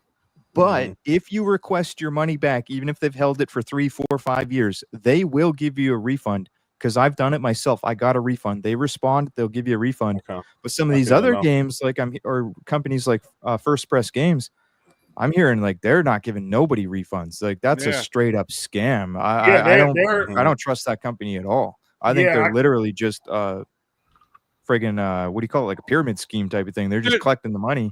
And when I was going through my old receipts, First Press Games, I ordered Sydney Hunter Collection in 2022. Still have not. It was a 97 fucking euros or something. It was like the collector's edition or something. Still have not received that. 97 euros in fucking 2022 is probably fucking 120 euros today. Right. You know what I mean? Correspondence with them, man, is insane, dude. Like emails that I talk to them on, Like these guys, I don't. It's every time I get an email from them, it's always a different person. Like you can tell, like they're just going through people or whatever like that. And then when I mentioned names of people who were upset about their orders, they acted like they didn't know who they were. They said they had no record. Like it was insane, dude. Like I threw names in there for you guys, and they act like they didn't know who I was talking about. So I was like, wow, dude, like you guys are really just. I wasn't rude, but I was like, what? Yeah, I'm not gonna mess with you guys anymore. I'm glad I took those videos down. Right. Well, you know what the funny part is? You might have actually been talking to the same person, just on different, making up fake names, different emails. Because I'll try to keep this long story short. I used to run a website. It was a legit business, arguably, and I got sales. And when people would email me asking questions, I was the owner of the company, but to make my company look like I was bigger than I was, which they might be doing. Because they're a scam. It might just be a guy living in somebody's basement. I would sign my email signature as the customer service representative. Right. And I acted like I'm just the customer service representative, but meanwhile, I'm the owner of the freaking company. Right. I know what's going on. I would make stuff up. Oh yeah, I'll get back to you. Let me talk to management about that. Well, I'm the manager. I'm going to go really talk scary. to myself later. And then I'll get back to you later after I've talked to myself. It's really scary that these companies certain companies think they can get away with this. Like I was talking to RNG Gamer, and he said he's had stuff on pre-order from them since like 2019. Like he's got married, moved to house, switched jobs, moved out of state. All this stuff, had a kid, all these life-changing things, and he still hasn't got one of his items yet. Like it's just and it's just crazy. They tried to just use me to kind of get people to think everything was okay. And I was like, dude, you guys haven't even shipped anything out yet. Like, what's going on here? Oh, and then they come back for more too. They come back for more. I mean, my favorite story is I think 2021. I ordered Paprium for the Genesis. When and I know people had ordered that like 10 years before, right? They had waited. But Reggie, you remember like when people started actually getting their copies in the mail and videos started coming out? Oh yeah, I remember. So that's kind of when I found out about it, right? So I went right to their website and they were still available, so I bought one, right? Never fucking received my copy. $100 gone. I checked like 3 months later, the website's gone, down, this and that. And then what was it, like 2-3 years ago, James? He comes back on Kickstarter. Yeah, I fucking funded it. Yeah, to release a PS5 version, a Game Gear version, another Genesis version. And I'm like, well, what the fuck happened to my original Genesis version? I emailed them and like you had no fucking response. Like, oh well, this company doesn't exist anymore. This blah blah blah. Like, where's my fucking $100, man? What the fuck is going on here? And kind of like what you said, Sean, like with Premium Edition, at least, like they were putting out Switch stuff. Like, stick with that. Stick with what you know. Right. Don't if you can't provide us as a consumer with the PS4, PS5 games, put out an email, say, hey, sorry, we got over our head, blah blah blah. We're gonna issue refund. I'm cool with that, but don't just hold my money up and still think that we're gonna hopefully see this shit when PS6 comes out. Like it's ridiculous. Or try one release. Yeah, exactly. They announced 3 releases that first day. I remember. Yeah. Well, I think Sean, you'll get your copy eventually because I guess Fonzie is somewhat of an honorable dude. I mean, he's not gonna let his name get more ruined than it is, even though it's like in the gutter. It's like 2019. It's like 2020, dude. 2019. Yeah, I know. And I ordered around that time too. I was lucky to be one of the early ones because I got my copy, but I know everybody didn't get theirs, obviously. So he'll come back with everything ready to go, I think. But still, like it just sucks, dude, because communication is it gives people like a little bit of clarity. All right, this guy's gonna do us right or whatever like that. It's like, what's wrong with you? But he has no social skills. And I want that game because that game looks fun as fuck to play. It's cool. It's fun. And it's like I've looked at it on eBay multiple times, like going, man, because it goes for $400 on fucking eBay. I don't want to pay that. No, it's definitely not. It's not worth that. This I want to read this to you guys. Yeah, I want to read this to you. Yeah, step 1, collect money. Step 2, step 3, profits. Yeah. This is from Premium. This is from Premium Edition's website under their listing for Finitopia. All orders are considered final and cannot be canceled without approval. If approved, you gotta get it approved. So you gotta jump through hoops. If approved, canceled orders will be subject to non-refundable charges occurred through the transaction process. So Except give everybody their money back at least. Hold on, I got a funny story about that. I'm glad you brought that up. How much interest have they collected on that? Premium Edition games to cancel an order not that long, about a year ago, roughly. It was when the Alicia and Turbo Kid games came out. Oh wow. I wanted to cancel my order because VGP started doing the pre-orders. So you can order through VGP instead, which means free shipping. And Premium Edition was charging me an arm and a leg for shipping. So I emailed them. I asked them, hey, can I cancel this order?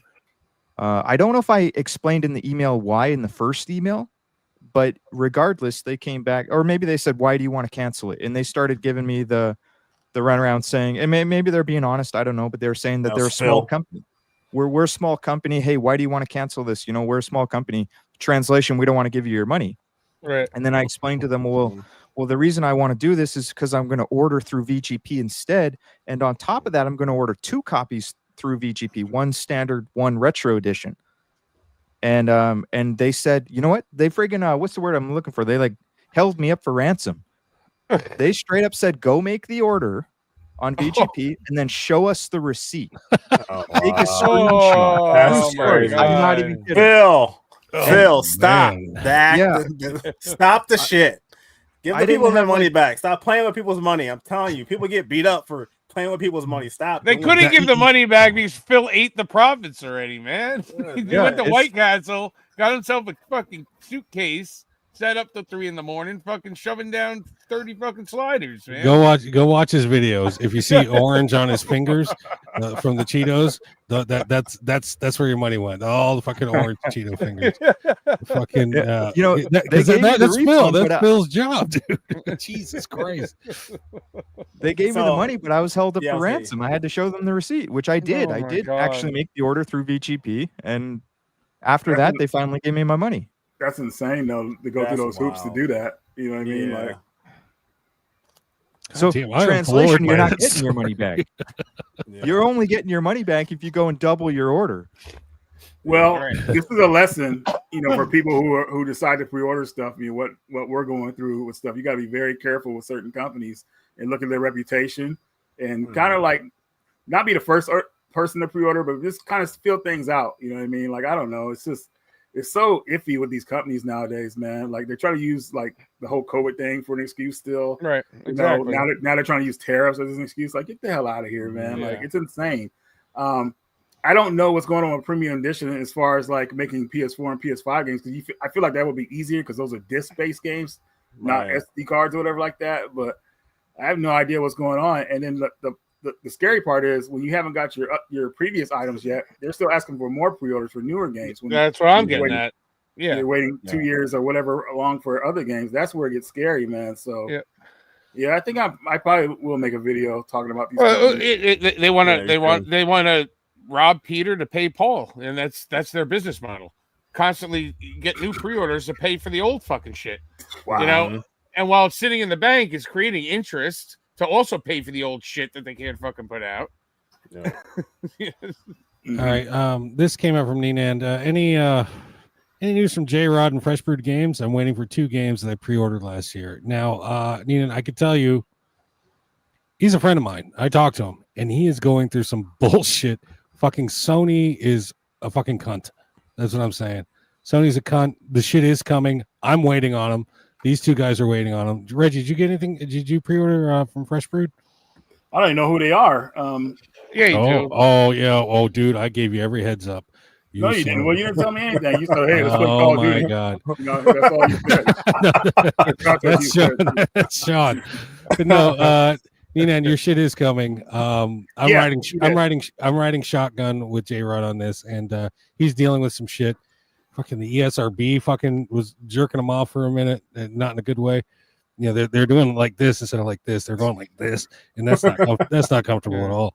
So many loopholes they got to go through. Yeah, I think he has most of the stuff printed, but like it's the disc or something that he's waiting on the disc. But fucking Sony said one thing, and then now saying another, and it's I now get why shit comes late from these limited edition companies. It's red tape bullshit.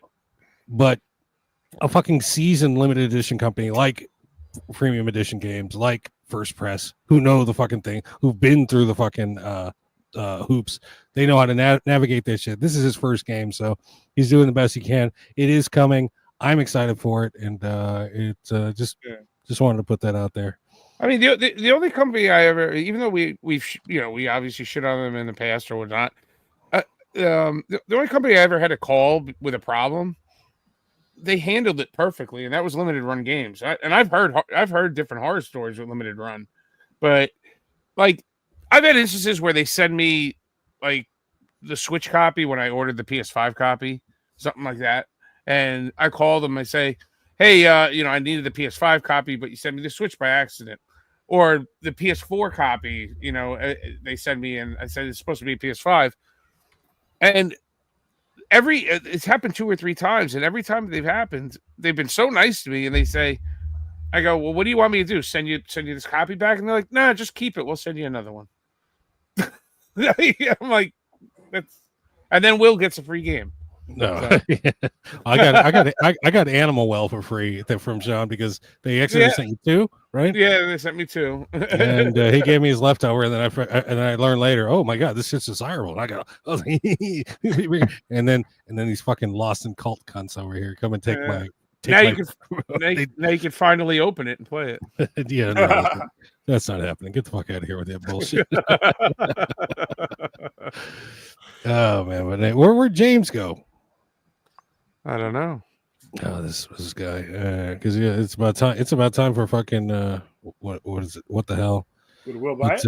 Oh, that's good. Gore's Alan Wake. While we're waiting for him, we're gonna do Will buy it if you want. Are you ready for that? Okay, so this is the Would Will Buy It segment, and I'm not going to buy that. Right. So what do you got? Do that now, Will. But wait till you see these games I got for you. I have around 6 games that I picked out that I hope Will will buy. Especially, Will's frugal with the money. These games are on the cheap. So I love it when you call me cheap. No, I don't harbor resentment against you at all. No, I don't. I'm not drawing a funny picture of you right now. No.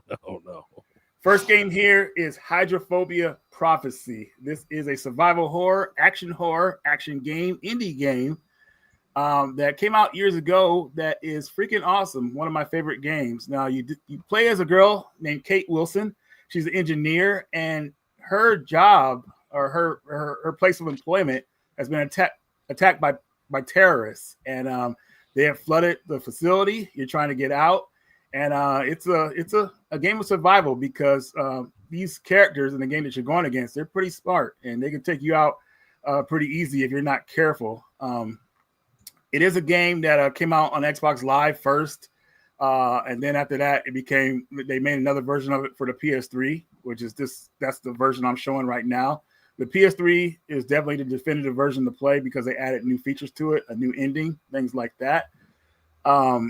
Graphically for its time, I thought the game was great, and the water effects in the game were like fantastic. I was like, yes, this game is awesome. This is one of the games I was hoping would get a physical on the PS3 back in the day, and it somewhat did.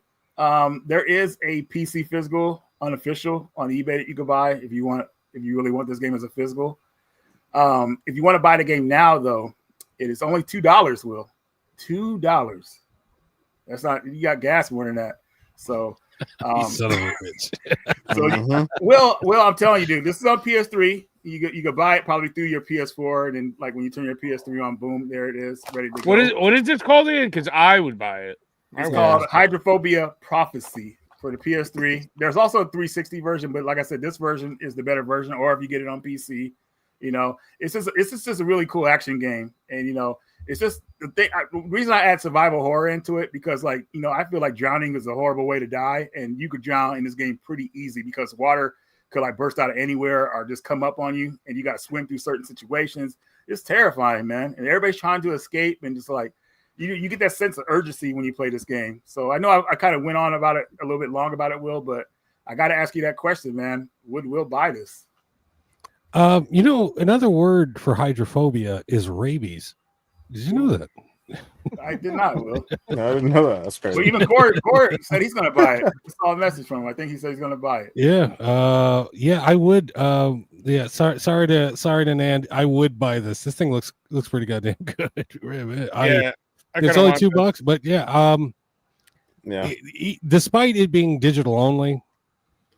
Yeah, I'd buy this shit. Yeah. Well, it's got a physical on eBay, but you know, it's just like unofficial physical. So you know, there's but what is the physical? What does the physical work on? Just PC? You said my toes are already pruning. Yeah.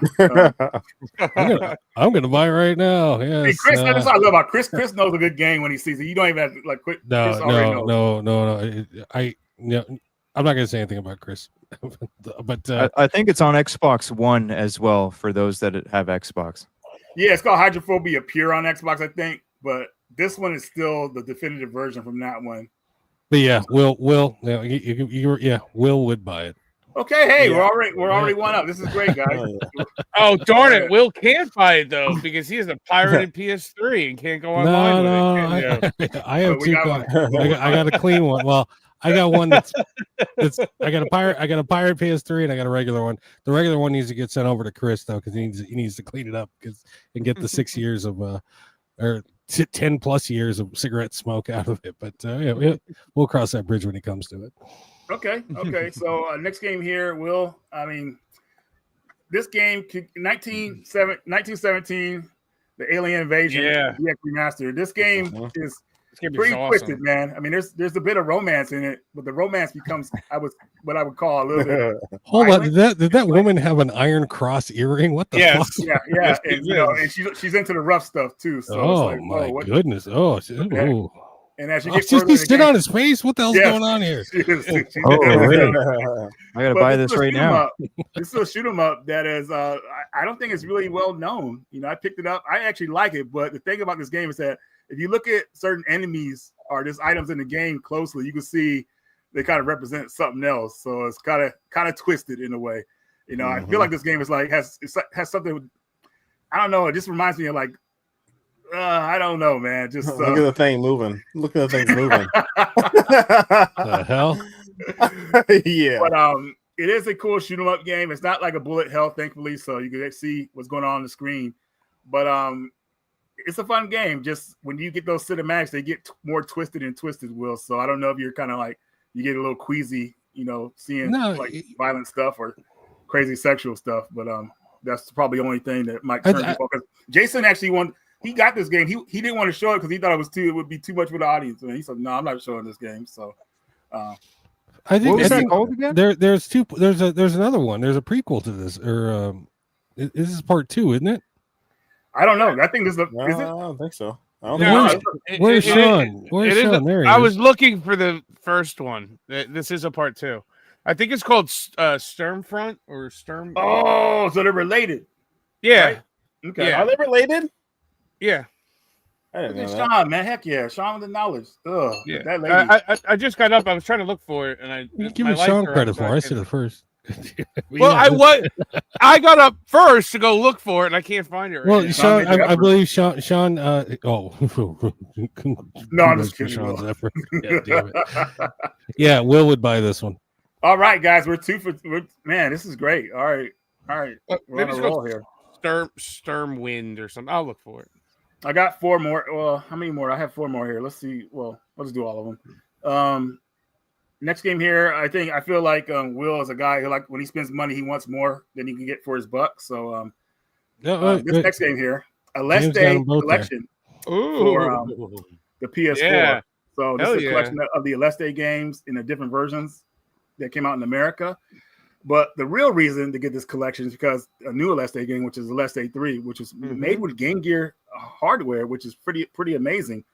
But overall, you get 5 games as a collection. You know, I always like a good shoot 'em up. You know what I'm saying? Even though they could be simplistic, you know, they get better and better, which you can see here. Last Day Part 2, a lot more action than the first game.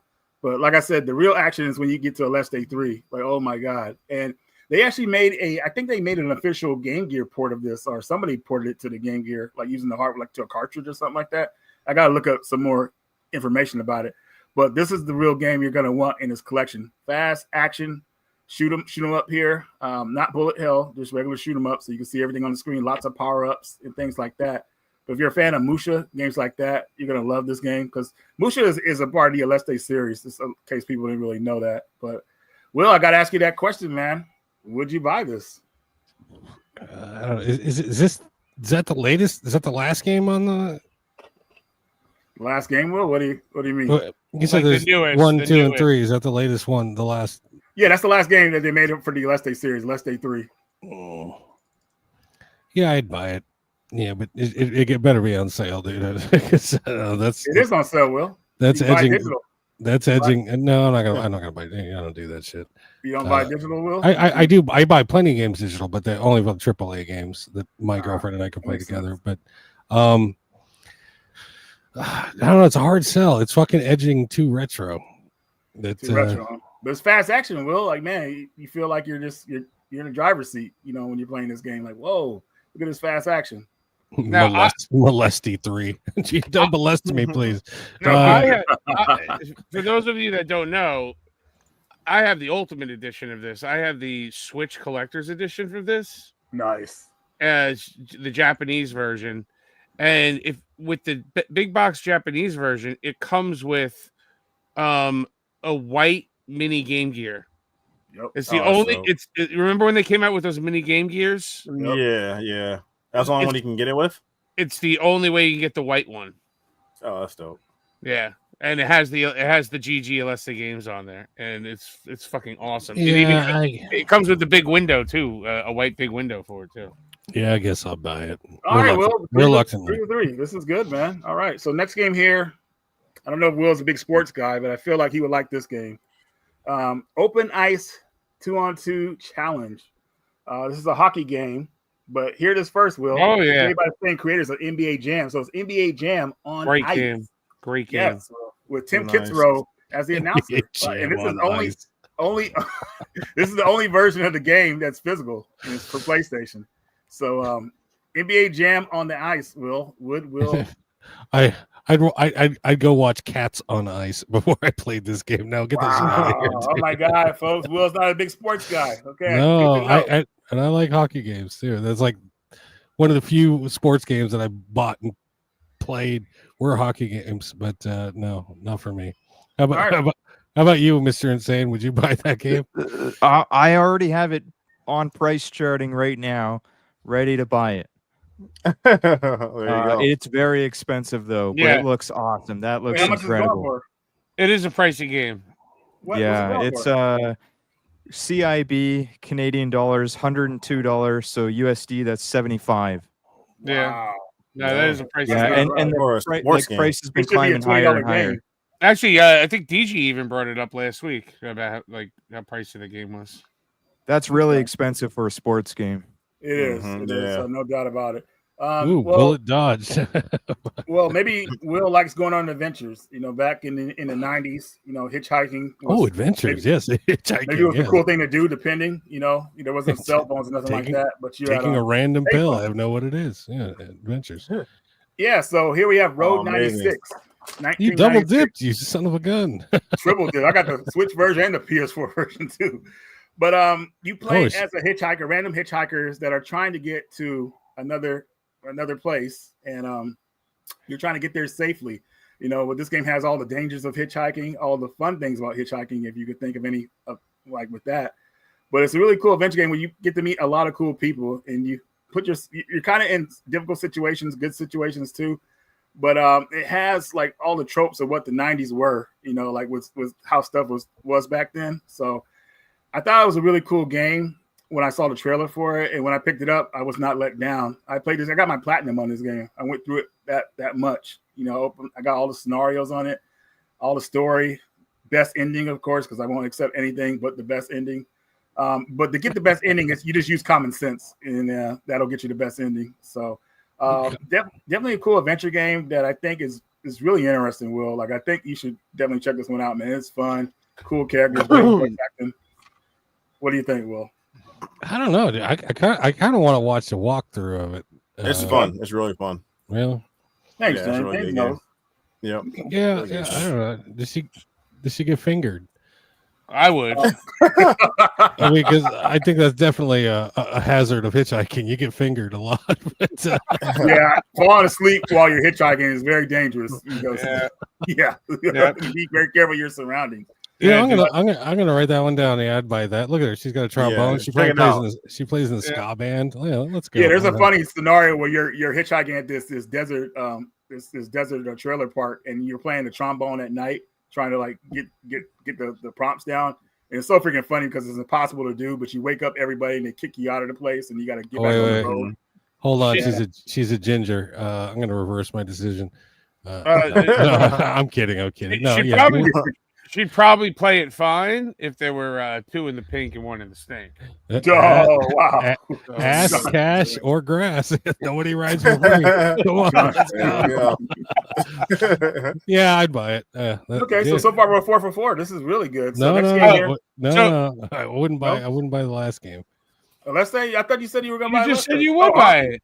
That's right. Hockey one. He didn't say he was going to. That's the hockey. I'm going to pass on the hockey. Just to bring it back a little bit, 1917 is actually part of a trilogy, and they're all released on the PS5. The Heidelberg 1693 game, Sturmfront, which takes place in 1984.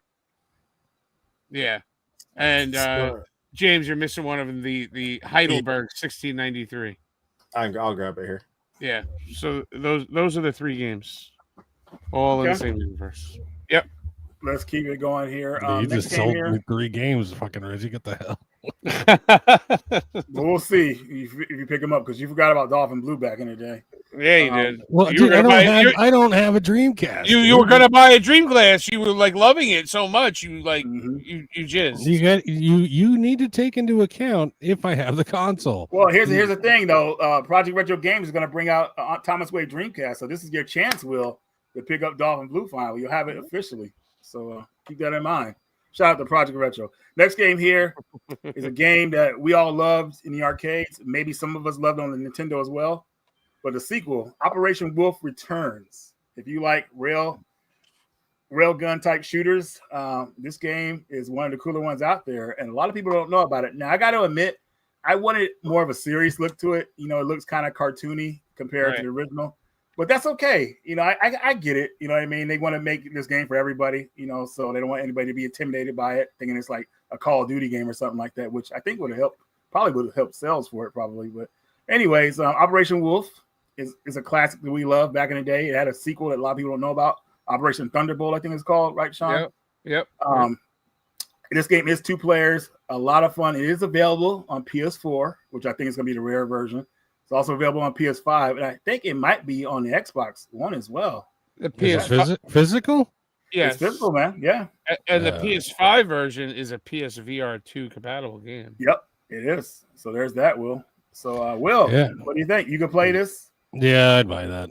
Yeah, yes. This looks pretty cool. We're doing good, man. Like, we only got like Will's only denied 1 game, and that's because it was sports. He's not a sports guy. And you can get this one pretty cheap. Yeah, you can still get it pretty cheap, thankfully. So yeah.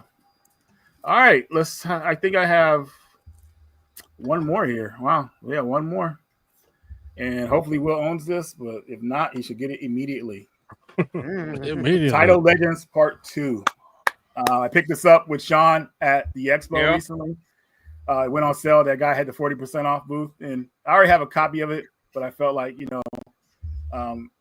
I don't know. I just got it with a deal, so I just picked up a second copy of it. It's a great compilation of games, one of the best out there. The Title Legend series, man, like PS2 has some of the best compilations, man, of games. Like, just people have no idea.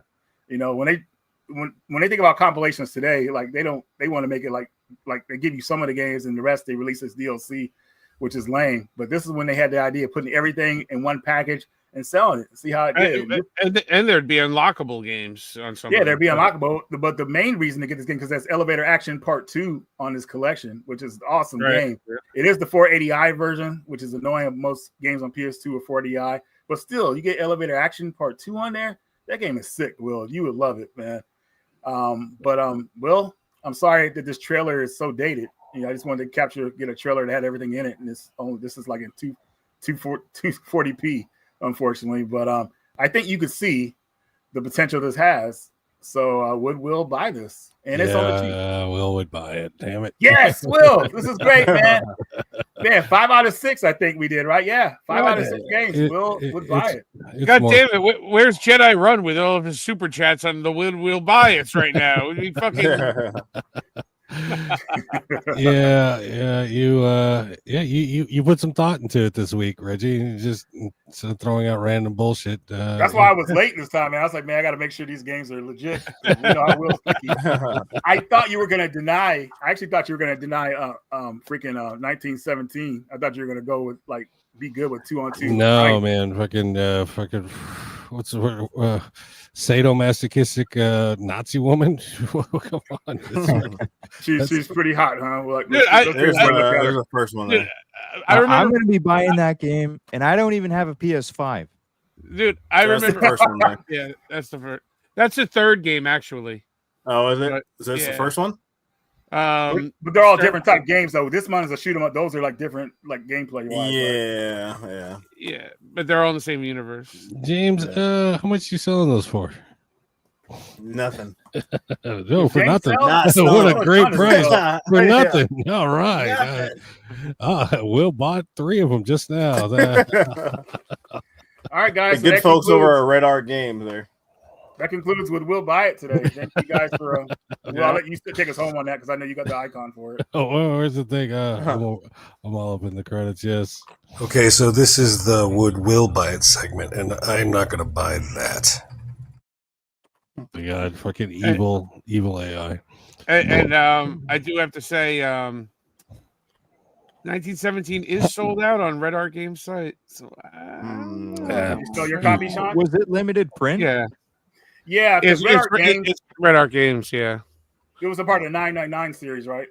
No. Oh, was it? I thought so, wasn't it?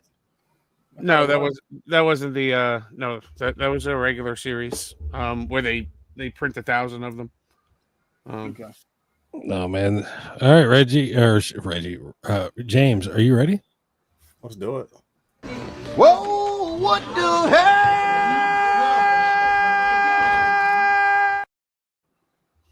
All right, Mr. Illegally Insane. You weren't here last time. I don't think I was on last time when you were here. So what the hell is the best game show in the world?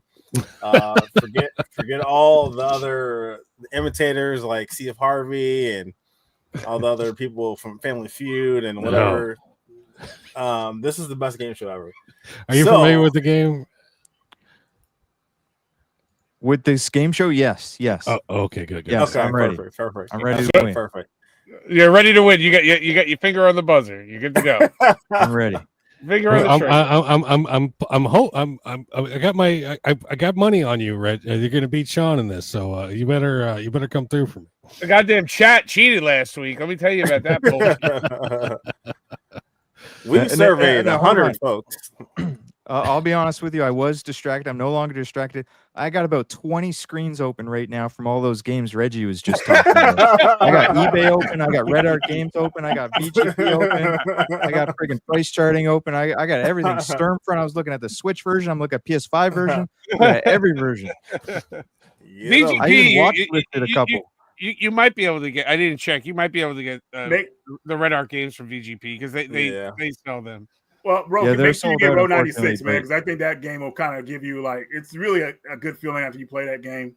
You don't have to play it in one sitting. You can play it in different sittings and different stuff happens. But dude, the Row 96 cutscenes, the game is awesome. The cutscenes in 1970, you showed some tame cutscenes. I did. I mean, other stuff is crazy. Like there's like 3 titty fucking broads and like this and that. And dude, when I played it, I was sending in the group chat. I was sending screenshots of that fucking game going and. Will must have still been sleeping because everybody else was like, "What the fuck are you playing?" You fucking I'm a horny boy. Yes, you are. Yes, you are. I'll buy any game that has 16-bit titties in it. Yeah, exactly. Any game. Any game. There you 16-bit. 16-bit Nazi titties. Yeah, it's got to be 16-bit though. All right, James, what you got Alright. for us? I'll start it off. Y'all first to chat. Let's start it off.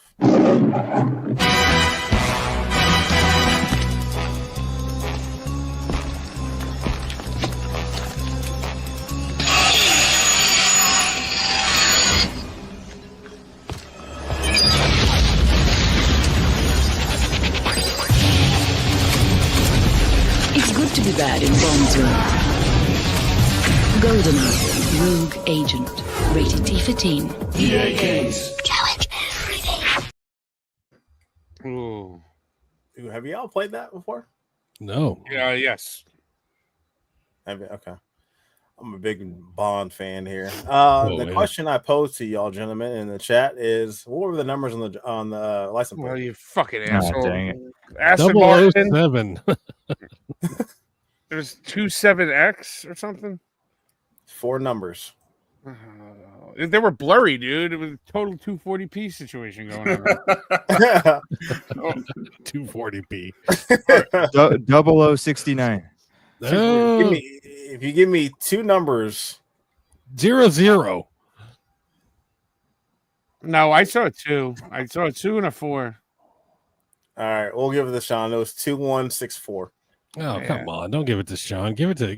Yeah! I'm giving it to Mr. Insane. All right, we'll give it to Sean 2164. It was like WR's 2164. I know I saw 2-4. Well, hold on a minute. Radio to Rant is 1, 2, 3, 4. Oh, you and that's actually 3 numbers. So we're gonna give it to Chat. Hey! All right, Chad, here we go. Oh, those- Scorekeeper. Chat gets 1. It's not Chat that cheats, it's Will that cheats. Okay.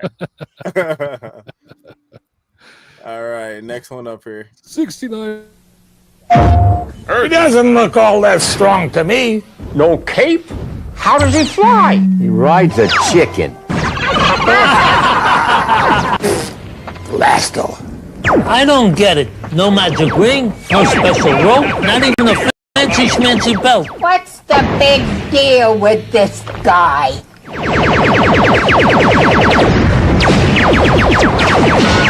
Oh, I'm good. PlayStation. Man, those commercials are awesome. Oh, I'm good. I gotta download all the PlayStation commercials from back in the day. All these They're people are creative dead. back then. All those people are dead. Yeah. Who is still alive in this commercial? The question I asked is, how many superheroes were there in that? 5. 5. Take that, Sean. In your Got it. face, Sean. Ready? Got it. Oh, we're giving it to Reggie? All right, Yeah, you got it. As long as it's not Sean, I'm okay with it. Well, it's actually 6 because Blasto is a superhero. Oh. So I counted. He said how many in the There commercial? were 6 at one point, but whatever. He said in the Yeah, commercial. I'm going 5. Not in the room. So I'm actually correct. All right, next one. Well, who's, I got Play something funky for Huh? Blasto. Who's the voice actor for Blasto? You the guys know? fucking the guy, the fucking Saturday Night Live guy. James, that guy- John. His wife killed him.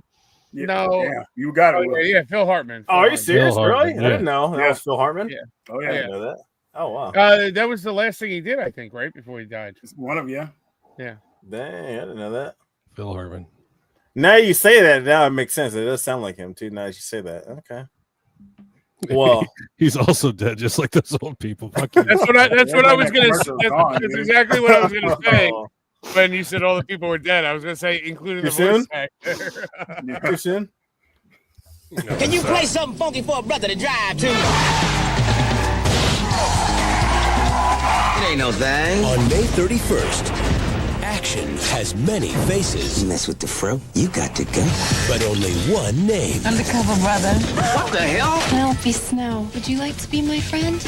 What happened to you? He had sex with a white girl. Oh, was it everything I dreamed of? Undercover Brother. Excuse me. No, man, you can't. Rated PG-13 at theaters May 31st. I still have not seen that movie. I gotta watch it. I haven't seen that since it That's came like out. Wild Mayo. Booty Tang. Yeah, he's got the fucking. Thank He's you. got the secret ring with fucking hot sauce in it. So- Yeah.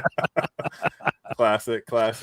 Eddie Griffin. And a little cameo with Dave Chappelle in it too.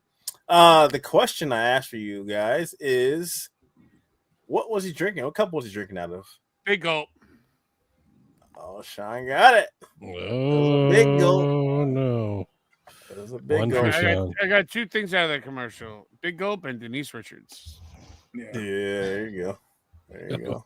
Yeah, I'll watch it tonight. Yeah. And then follow up with Pootie Tang because Pootie Tang's better. Yeah, Oh my God, Booty Kyle Tang. and You gonna- You guys, seriously, Jane, I told you about this. Fear of a Black Hat. Go watch it. You'll love it. That sounds Okay, I'll racist. check it out. All right, next one up. They're wearing underwear. EC Dub. All right. Question I asked you guys is Barbed wire. what does EC Dub stand for? Extreme Championship Wrestling. Reggie got it. In your face, Oh. Sean. Got it. That- Look at me, That- Sean, in your face. Go watch. One of those Go- ECW go- games is really wa- rare on Dreamcast. Go wash your butt. Really? Because anyone that likes ECW needs to wash their butt real quick. It probably is that Revolution game, I think. Yeah. Dude, it's kind of crazy, man. Like, I haven't even played any of the games. I remember watching the wrestling back in the day when the Dudley Boys were on top. Oh yeah. There's something you thought those guys were gonna get killed, man. with Some of the stuff they were going off. Crazy. It's like, dude, this is insane. Yeah. Yeah. Oh, man, RVD. damn, yep. Yeah. Thankfully, All he didn't right. get hurt too bad. Yeah. And it's funny because he looks like Rob Van Dam, but they're not even related. It's wild. Mhm. 5 and 6, according to Elazar.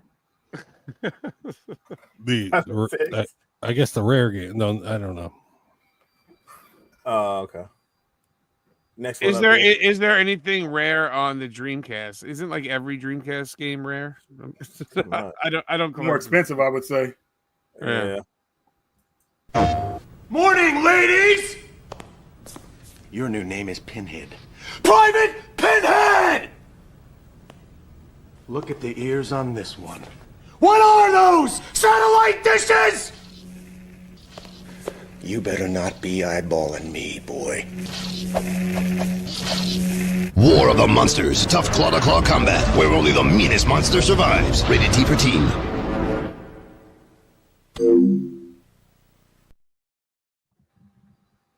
Better not be eyeballing me. Purple. All right. Question I asked is, what was the number shown in the beginning of the commercial? What the fuck? Ah, dang it. There was a number. Yeah. Mr. Insane, you're letting me down. 69. Oh, 69. Mr. Insane got it. Oh, was it 7? Oh, was it 7? Yeah, it was a 7. Yeah, it was on the pillar, right? It was like big 7 on the pillar there.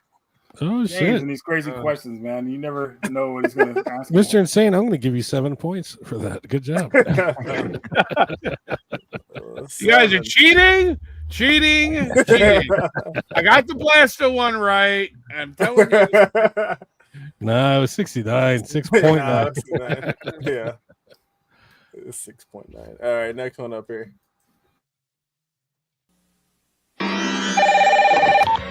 Hello. Hi. Who is this? You watching TV? Maybe. Who is this? What kind? Well, it's big. 27-inch? Yeah. Picture in picture? I guess so. Swivel base? How'd you know? Under a white ceramic duck wearing a yellow raincoat? Where are you? Open the drapes.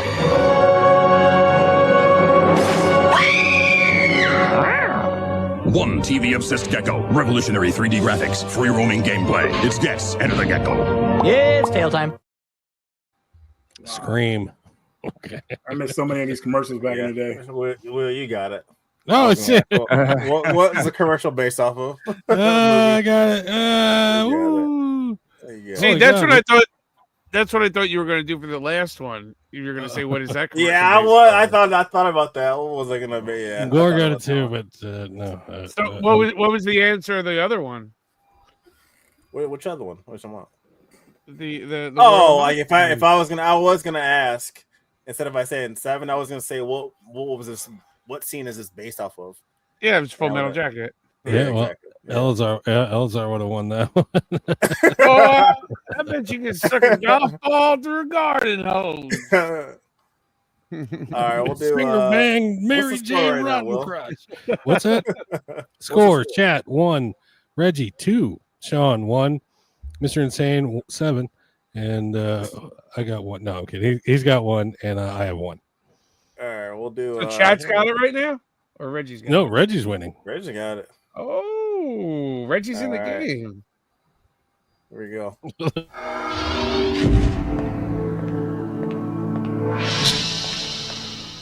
The Power Glove for your NES. Now you and the games are one.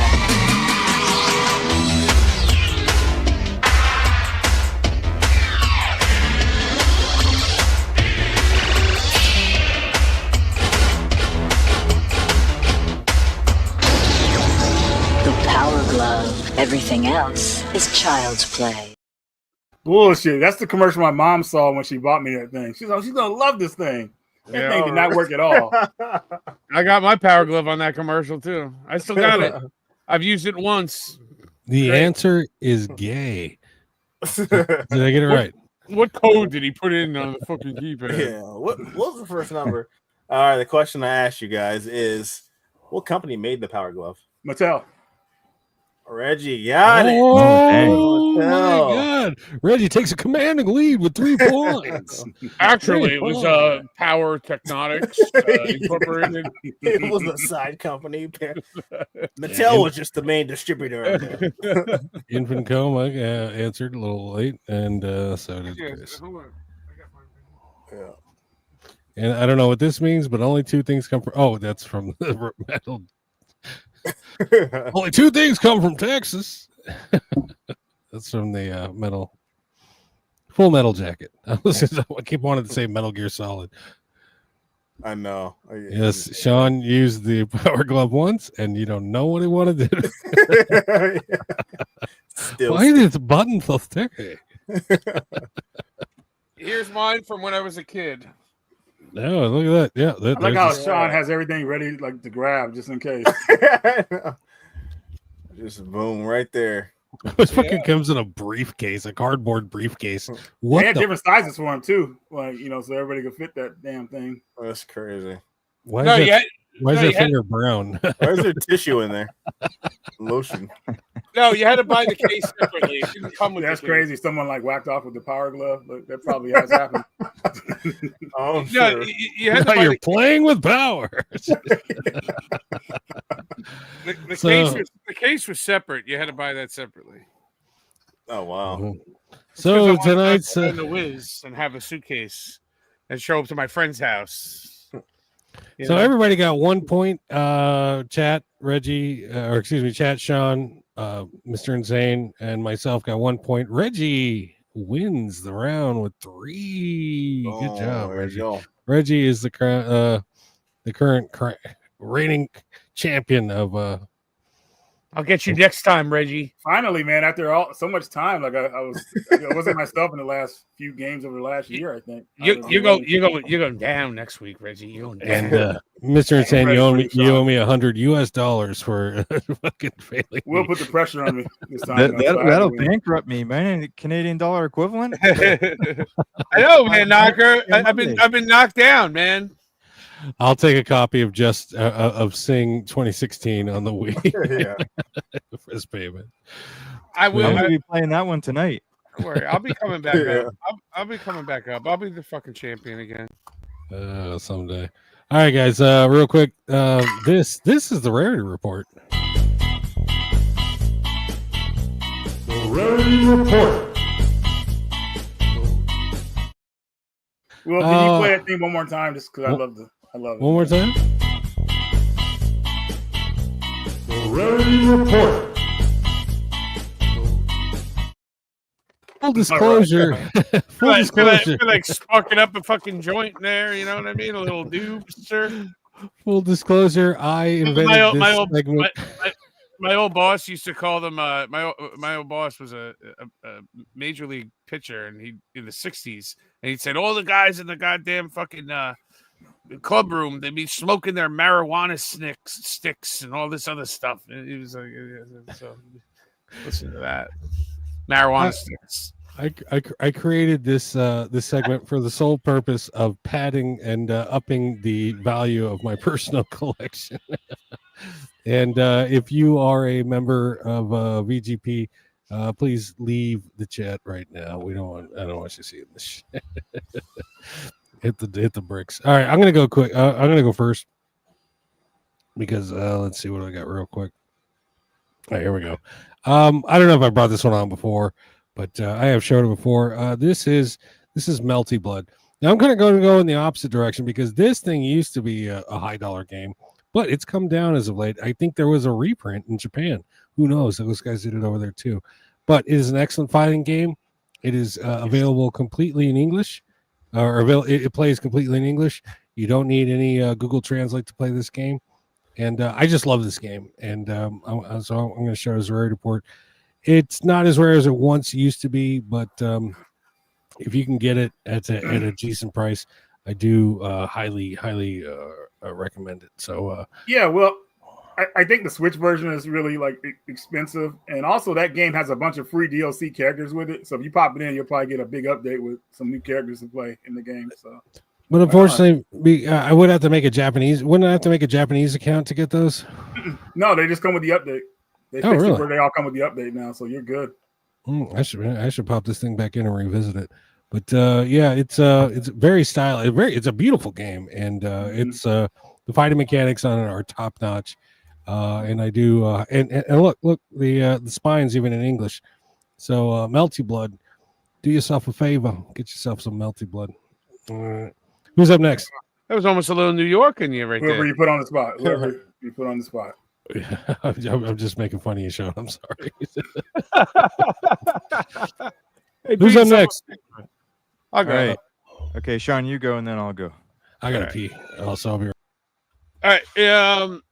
Mine's more uncommon than, well, I guess it's rare. It is pricey. Actually just kind of picked it up. You don't see this one every day. This is for the Nintendo DS, and it's called Sideswiped. So this is a really fun. I'd like to say racing game because it's in a racing format, but you actually gain points on how much damage you do to the other cars. Particular combat. Then. Okay. Yeah. So like a Twisted Metal game, but you're not in an arena. You're literally racing on the road trying to get to the finish line. But you do get points for and bonuses for how much damage you do. It's a super fun game. Very uncommon, as you can see by it being made by Majesto, which is Majesto for the Wii and the DS. Pretty much always sort of hard to find uncommon games. Yeah, Zombies Ate My Neighbors reprint. Yeah, this game used to be about $300. It's come down. It's come down to about like 130, 140. So I was able to get this for a nice deal. I did not pay $300 for it, thank God. So yep, check this game out. It's worth it. It's actually fun. It's not a shit game. Yeah, it's actually nice. From what I hear, yeah. Cool. Man. I think you would really like it, Reggie. Yeah, that's why I was looking it up when you were kind of like you told me about it a while back. I was like, Yeah. But, in the spamming of the show, I did advertise you as bringing us a surprise. So, Mr. Insane, what surprise have you got for us this evening? Similar to Burnout, yeah. Gore and Elysier. Sorry, I missed your whole fucking thing, Will. I interrupted like a douchebag. Oh, you got something crazy, right? I got good news and bad news, depending on if you already own this game. It's going to be good news for anybody that doesn't own it. Really good news. Pull up your eBays, guys. Get ready. Well, I'll have to explain why, though. But last time I was on your show, I was talking about a heavy hitter game that I really wanted to buy. Mm-hmm. And it's Darkwood for the Switch. And by the way, the PS4 copy has also gone to the moon now as well. Yep. PS4 copy was done by Limited Run Games, and this version was done by Super Rare Games. It's becoming a cult classic. Every month that passes, more and more people find out about it. And it's a really difficult game, but it's really fun. Top-down survivor horror game. Really?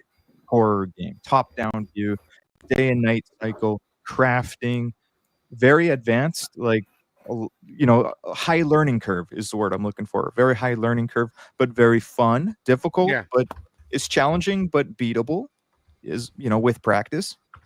Very unique, very original. And I mentioned it on the show that I really wanted to buy it. At the time, the cheapest copy on eBay was about 400 Canadian dollars. Oh, man. At present time right now on Canadian eBay, I'm seeing 350 with shipping as the cheapest Canadian dollar priced game. And we were talking about this game last time, and we were thinking, I should hold off on buying it because a reprint's coming. Right? You know they're going to reprint this at some point. I don't know that one. I don't know. Well, that one flew under the radar pretty good, and yeah, it did. Yeah, and when this version was really expensive, I remember looking at the PS4 version. It was still 70 Canadian dollars at the time. Right. And the market caught on, like the Switch version going to the moon. The market caught on, and everybody started buying up the PS4 version. Well, I ended up buying it, 250 Canadian dollars. An opportunity came up. I paid $250 for it, so I paid up, cheaper than market value for what I could find at least. Better than eBay, no tax. But here, so that's now for the good news. Is if you don't own this game, there's good news, and if you do own it, there's bad news. Now that I've bought the game, the reprint's coming. I've guaranteed that the reprint's coming now. Yeah. It's coming soon. This could be out any day now. With my luck with the reprints, I'm telling you. DGP's watching this right now, and they're going to be doing a ESRB version perhaps on Monday morning. Yeah, VGP has eyes on the stream. And if you think I'm kidding, I'm not kidding. It's coming. Well, Mr. Insane, I'm going to need you to go on a clandestine mission and find VGP headquarters and firebomb the I'm going to have to road trip there. I'll find those sons of bitches. I'm going to take them out. Spray paint reprint bastards on the fucking side of the building, at least. If you don't have the gall to firebomb them. Question for you. What are those? Top right corner of Mr. Insane's square. What are those, Mr. Insane? What are you talking about? Talking about his Xbox sign? No, in the top right Genesis? corner of your over here. No, the other corner. The other. There you go. What's this right here? This is a premium extra absorbent pair of adult diapers. I'm wearing a pair of these right now. They're very good brand. I've already soiled myself at least twice. Oh wow! I haven't even had to get up yet. I wish if I had worn mine, I wouldn't have missed Sean. So he does it so that he doesn't have to miss out on those eBay fucking There you go. Fucking long ass podcast tip, especially when you're drinking. So hey, you got a sponsor link for Gore? You know what? They're not paying me yet, but they should be paying me. An affiliate link. I thought about starting my own brand, getting my own brand of diapers. Oh, hey, looks like a fan. Balls are blowing off. Yes, we all wear them. Back to Darkwood. I was really lucky that I pulled the trigger on this on the pre-order. I was like, wow, that looks sick. So I got this for retail. Yeah, that camera looks dope. How long ago did it come out? Oh, maybe 4 years. It was a while ago. 4 or 5 years ago. Okay.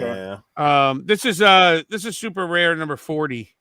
So it's actually I feel like it just like started popping up because it wasn't expensive for a while, and then all of a sudden just it shot up. This one got expensive on the Switch really quick. I guess I was talking about the PS4. Yeah, PS4 was dirt cheap for a while. Yeah. Yeah. 70 Canadian dollars. That's like $2 US. You know, the original like run of like super rare games for the Switch, like all jumped up. Like they were all very expensive games. So if you have any of the early numbers, unfortunately, over time, Limited Run has like reprinted some of them, putting out their own versions or whatnot.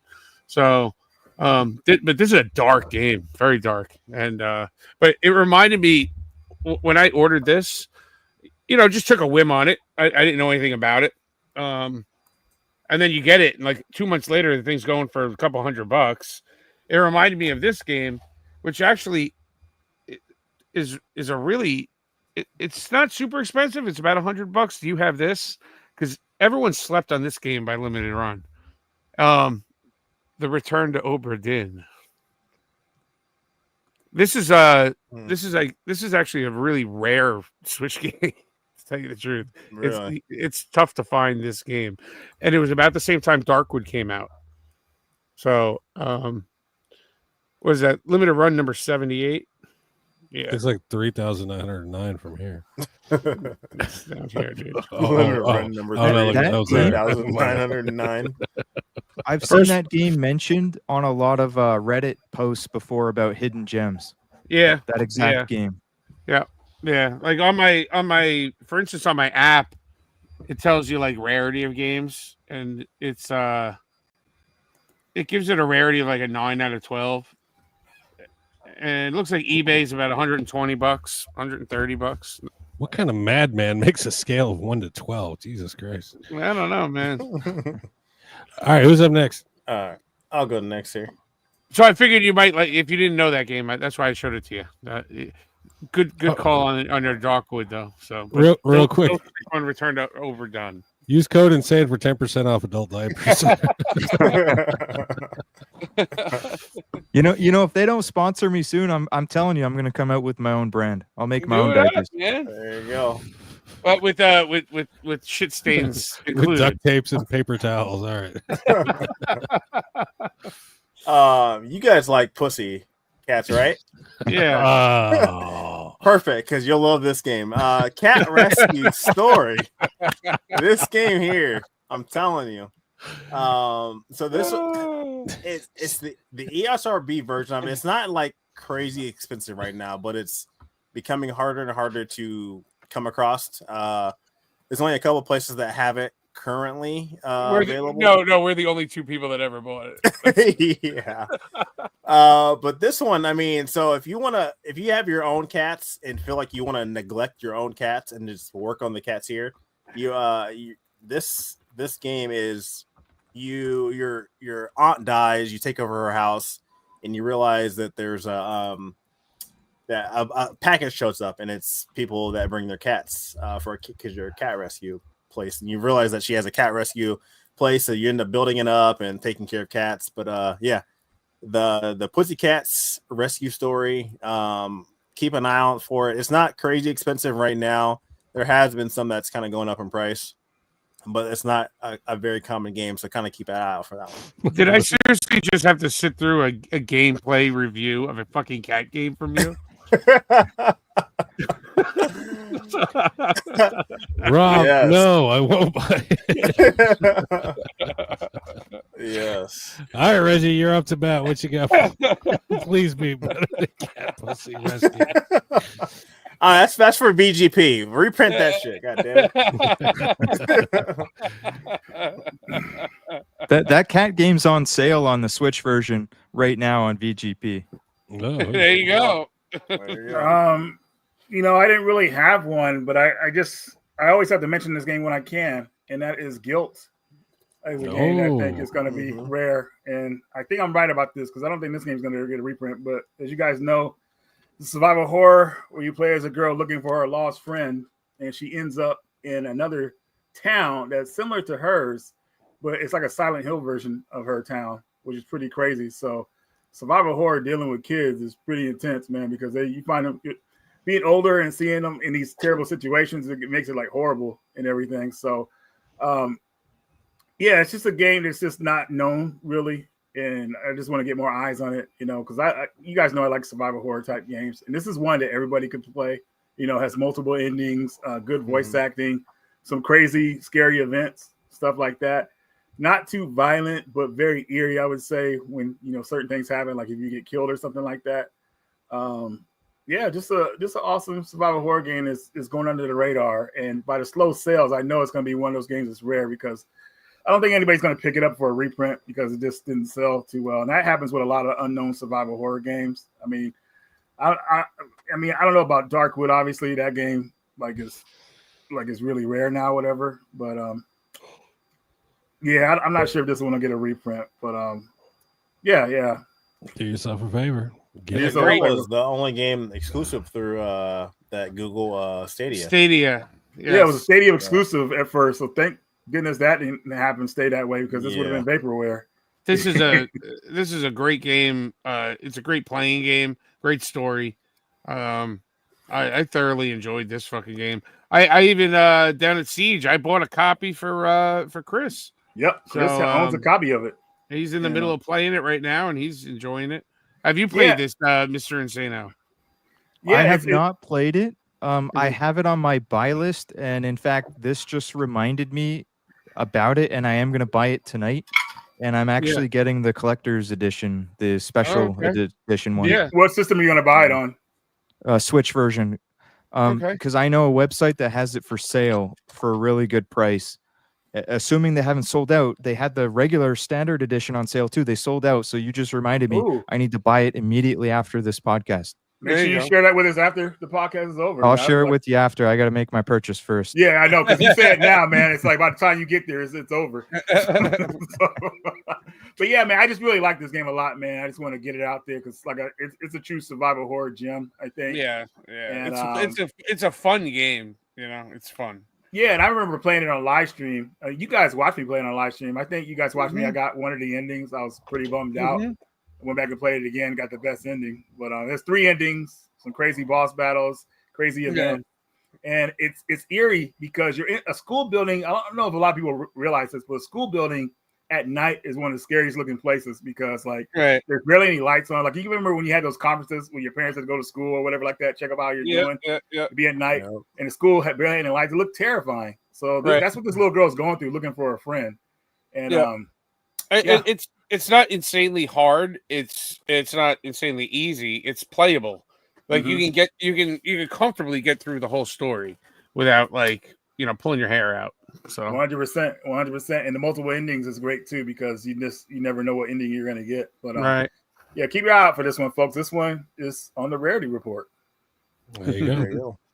All right, guys. The more you know. All right, guys. We are running long, so I'm going to we're going to rush through this. This is a package time. Package time. It's package time. It's package time. All right, I'm going to go real quick because I got a few games. Real quick. It's all Japanese stuff this week. I picked up, what is this? This is Muscle Wars. I bought this on Whatnot. Why? I never knew I wanted it. Wow, dude. I never knew I wanted it. Wow. It was on Whatnot, and it was a fucking deal and a half. Are you sure that's a PS2 game and not a fucking porn? Because that looks like this is a game show, sort of like what the hell is that? Bootleg. No, American Ninja Warriors. You know what I'm talking about? Oh yeah. Except they're doing extreme shit in this. So they're like, they got BMX bikes and they're doing bench presses. I don't know what the fuck. I'm never gonna play it. Wait. Do you need a modded PS2 to play that? Yes. Dang it. Okay. I have a PS3. So what I do is I load it up into the PS3, and then I could play it through the PS3. But yeah, I'm not gonna even bother. I'm gonna save my hard drive space. I'll be honest. This is a mana game. This is the fourth Mana 4. The mana Secret games. Mana. Secret of Mana. Yeah. Tears of Mana. Fucking Semen of Mana. But this is number 4 in the series. again, another game I wasn't looking for, but fucking I'm on Whatnot, and fucking because all these 3 games came together, I got them for like $5 each, for the $5 a whole lot. So there's that. And this is a what is this, Sean? What is this? It's a Dynasty Warriors game. This is a Dynasty Warriors game. Dynasty Warriors 2. I'm going to guess by the number on there. It says Shin Sang Goku Muso. So there it is. All 3 of these games, I got them for like $5. So that's why I bought them. Whatnot? On Whatnot, yeah. And Dude, Whatnot is crazy. I'm at work and I just fucking randomly log into Whatnot, and I find myself taking games home because whatever. Dude, play the fucking gay porn PS2 game. Konami. The gay porn PS2 game. It's probably got a sick soundtrack. It's probably metal as fuck because it's Konami. And they're probably thrusting in and out, lifting weights. Go for it. Now, I did get one game on Whatnot, another Japanese game. I got a freebie with it. It came with this little, I don't know what that is. If anybody wants this, hit me up. I'll send it. I'll mail it to you. This is some sort of Dragon Ball Z Goku card or Goten. Is it Goku or is it Gohan? I don't know. But it's in Japanese and it's a card. And it comes in a little sleeve. But this one I'm really stoked to have in my collection. This is Parappa the Rapper, the Japanese version. And will I load this up? No, because I have the PS4 version, and the PS4 version is the superior version. No, I'm kidding. It's a shitty version. There we go. But there you go. it came with the poster. Get James a nice rug. I know, right? That's awesome. Trim that bush.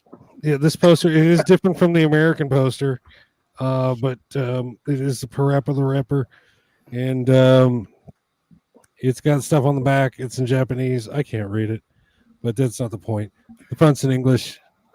Catty Cat, and I'm really stoked to have this. I'm thinking about having this thing ironed out professionally and put in a frame. Yeah, I still like that. To me, this is worth the purchase alone. At least with you having the one on the original on the PS1, you'll actually be able to be in time, unlike the PS4 version, which has a delay. So. Yeah. And we also got that cool extra little bit, the spine card. Spine card. Okay, Sean. And it fell out. And it just fell out. Thanks, Sean. You ruined my day. But yeah, there you go. All right, who's up next? I'll go next here. All right, go for it. All righty. Not too much games this week. I'll have a pickup video probably Monday. I gotta film it. My shit from last month. But this month, got the RoboCop Rogue City Unfinished Business. Mm-hmm. So I'm excited to play that. Does that come with the regular game on it too? It's just like the DLC. It's like it's all. See, you don't have to have the original game to play this one, but it's like expansion. Like it's just like you play. It's like it's almost like a new game, but it's DLC. So you don't have to have the original to play it. But it is 2 separate games. Like if you're looking for them, you get the regular game and then you get the new one here. So is the regular game on that? That's what I mean. Like, is that a complete collection? Oh no! So I sold the one at the Siege for nothing. Reggie. Yeah, no, because I mean this one's 40 gigs. I guess they're both 40 gigs, 44 gigs on the original one. But yeah, it's not the original game on there as well. No, because I saw a thumbnail for like Angry Joe or something like that, and like he called it the new RoboCop DLC, and I'm like, is it fucking DLC? Yeah. Is it a new game? Is it? I can't get heads or tails. Is it a new game or is it fucking the game with added fucking content in it? All right, yeah, Gory. I said Gory did an unboxing. He said, it's a completely different game. So, yeah, I'm excited to jump into it. I like the first one. So, and then I went out thrifting, kind of thrifting a little bit, and picked up this game here, Xbox. This is the Platinum Hits Ultimate Alliance Special Edition. Unfortunately, it doesn't come with the bonus DVD, but it does have the all the extra stuff with it too on the disc. And there's the I want to say the gold edition is the other kind of expensive one. Yep. Yeah, so Magneto. yeah, gold edition, special edition are kind of a little pricey versus just the standard edition, but as the platinum hits. And then I'm kind of like Will, like I've said in the previous past, like I'm on this CD kick. I have the Meta glasses that have the camera and shit on them, but like it has speakers in them too. Not these ones, but like I'm at work, I'll just be listening and shit. And so obviously bought some CDs on Whatnot. Kanye West, Beautiful Dark, Twisted Fantasy, little Ludacris here, Disturbing the Peace, Bow Wow. Let's see. Little Fresh Prince. I'm the DJ. This is the classic one with Nightmare on My Street. Yep. A little Fuji's the first Fuji CD. Oh, nice. Yeah, and then a little DOC West Coast. Helter Skelter. Yeah. Jesus Christ, dude. But I gotta have that little Cool J Walking with the Panther. I had to fix some of these CDs here. And then a little Jersey Drake. I gotta fix that case though. But yeah, that's it. Right on. Very man. cool. All right, who's up next? I'll rock it. I almost today would have been a first. Today I would have had 0 pickups, unless until the mailman came today. Gave me 37 games in the mail. Oh no. No, I'm just kidding. So guys, we got Macross, the special edition for the Switch. What? Okay. Nice. that Mine from? comes in a couple days. Whoa. VGP. Yeah, the special edition is the VGP exclusive, which comes with this little acrylic standee. Oh. All right. And a huge nonsensical book that doesn't fit anywhere in with the fucking Switch game. So it's a game guide. Where are you gonna put that? It's like Ball and Wonder World, where that collector's edition didn't even have a box with it. Yeah. Like the extra stuff on the side. So exactly. Like, what am I gonna do with it? Put it in a fucking drawer? I mean, Jesus. And then Behind the toilet. and then there's only one more. There's only one more pickup I got today, guys. Only one more. Oh. It's the collector's edition of Macross for the PS5. You filthy double dipper. Oh my god. Nice, dude. Nice. Put out by Red Art Games, and this does not come with the bullshit book. It does come with a steel book, though. Very nice steel book. So It's a pretty cool shooter. Yeah. Yep. Definitely looks great. So Is it 2-player? No, it's 1 player. It's like a top-down shooter, player. but like it's kind of unique because at certain points while you're on a shooting level, it'll go into like an all-range mode where you have to like collect bombs or something like that, or help people with certain objectives. So it's pretty unique. So now, if this came now, I just looked at the back of the PlayStation. Right, it's a 3 gigabyte game. Ooh. 3. Ooh, right. So if this came out on the Switch 2, it would be on a game key card.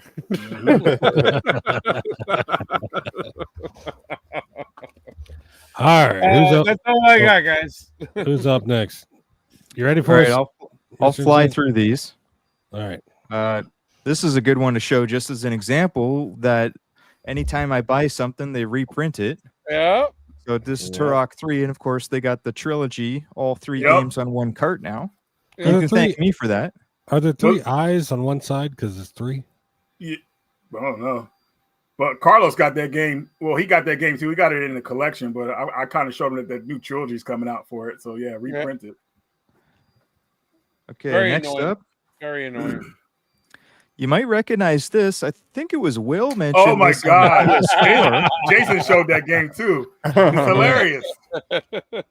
I got this on Amazon, although I'll admit I made a huge mistake. I thought it was brand new. Like I panic bought it because when I say I'm on eBay buying stuff while you guys are live, I'm dead serious. In this case, I was on Amazon because it was the cheapest copy.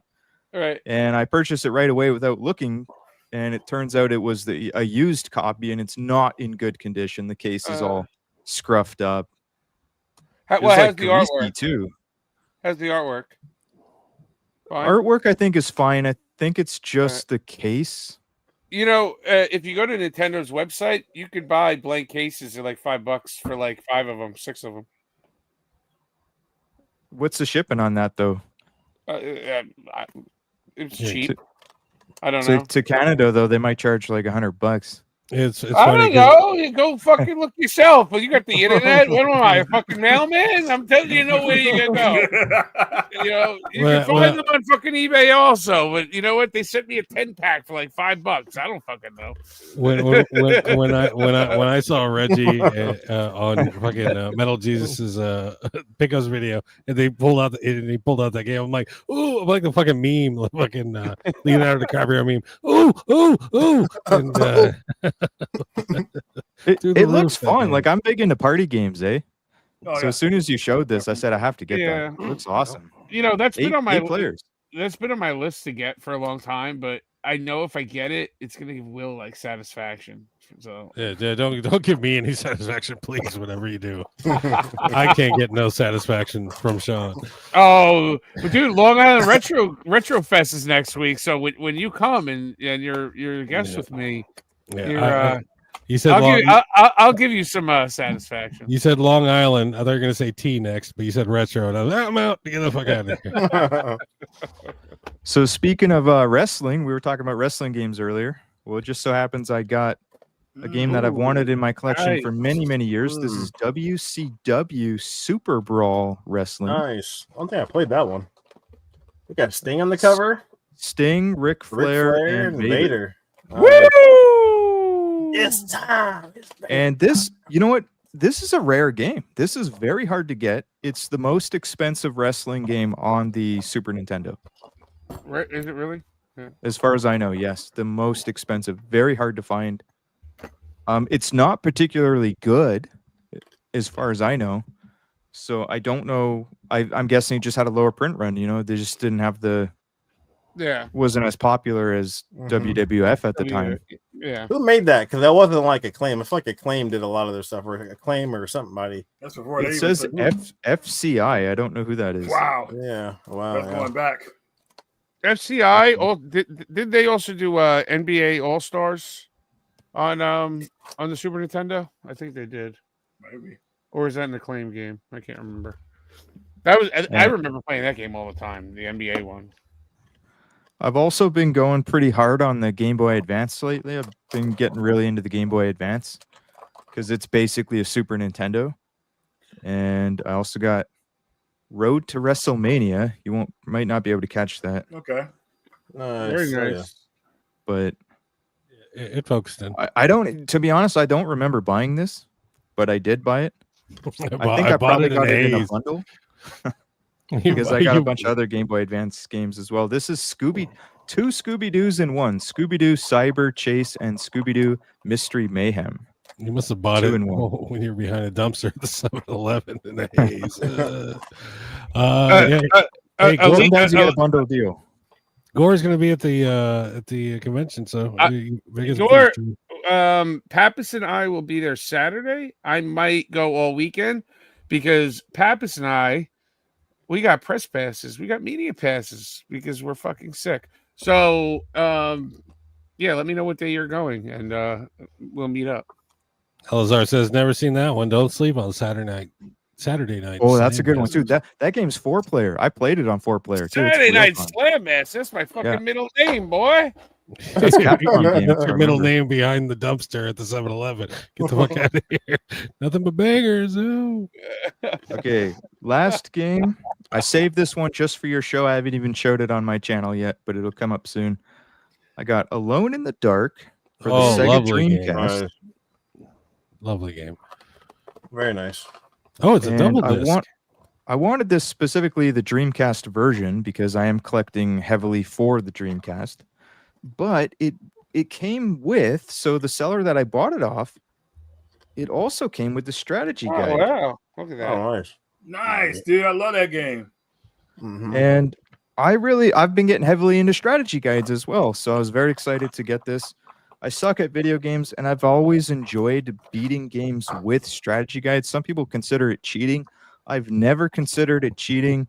It's made the game more enjoyable for me. I don't have to stress about finding secrets. I don't have to stress about dying, getting lost, spending 6 hours trying to figure out what item I need or whatever puzzle I have to solve. I've always enjoyed having the guide in front of me, reading it while I play. You're the complete opposite of me because I see a guide.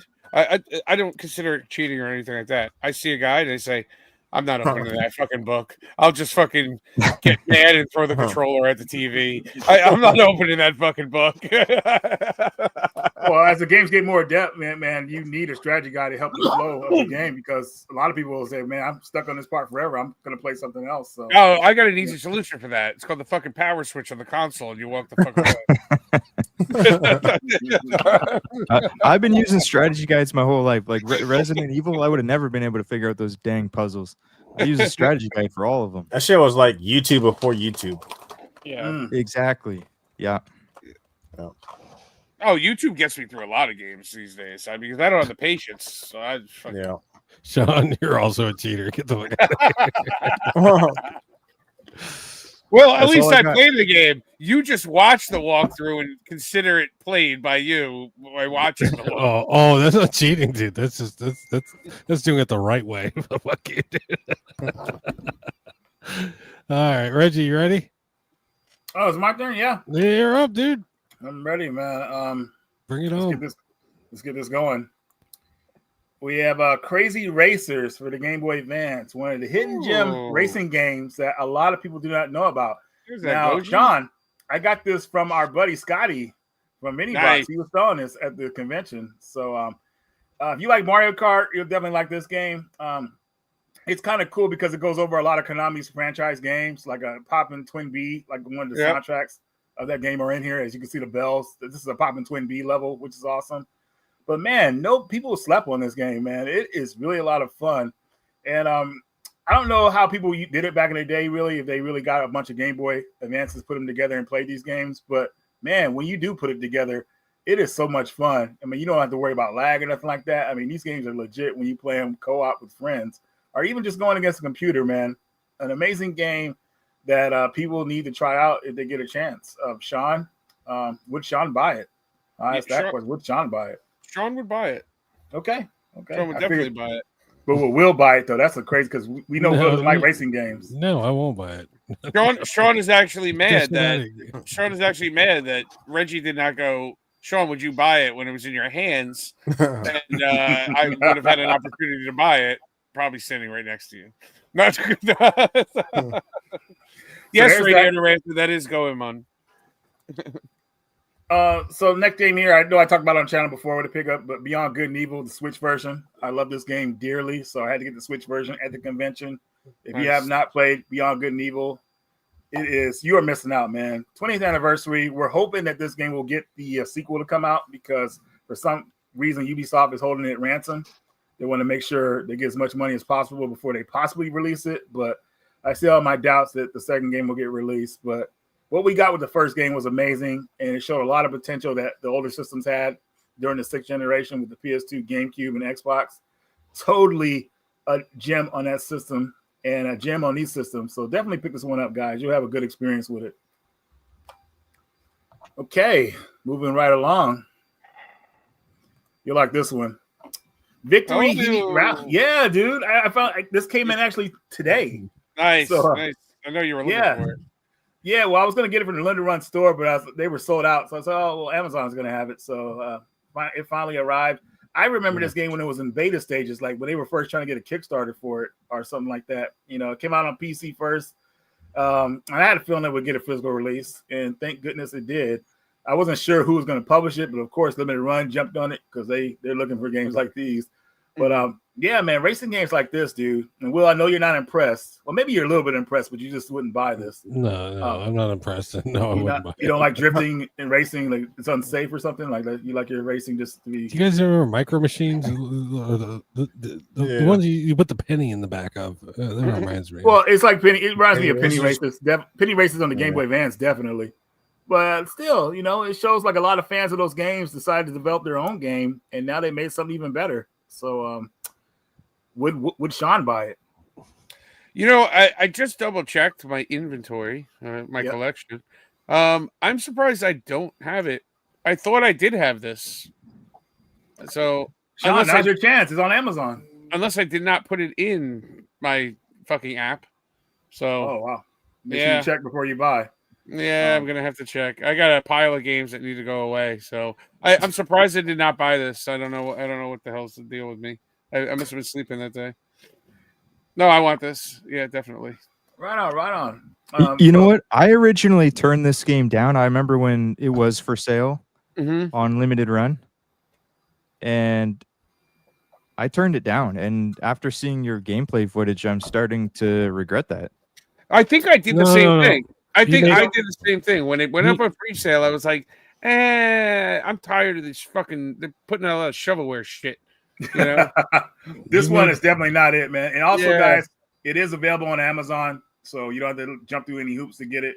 Not anymore. No, we're safe, guys, because we're safe. They got more than 100 copies, so we're good to go. You made the right choice the first time, Mr. Insane. Get the fuck out of here with this shit. I definitely turned it down. I looked at it the first time, and I didn't give it a second thought. I briefly looked at it and said no. Yeah. Well, I always look at arcade racers as something unique because there's something you get into and get out of real fast, not too crazy. Oh, you know what it was? Because I like the arcade racers, and I scoff them all up.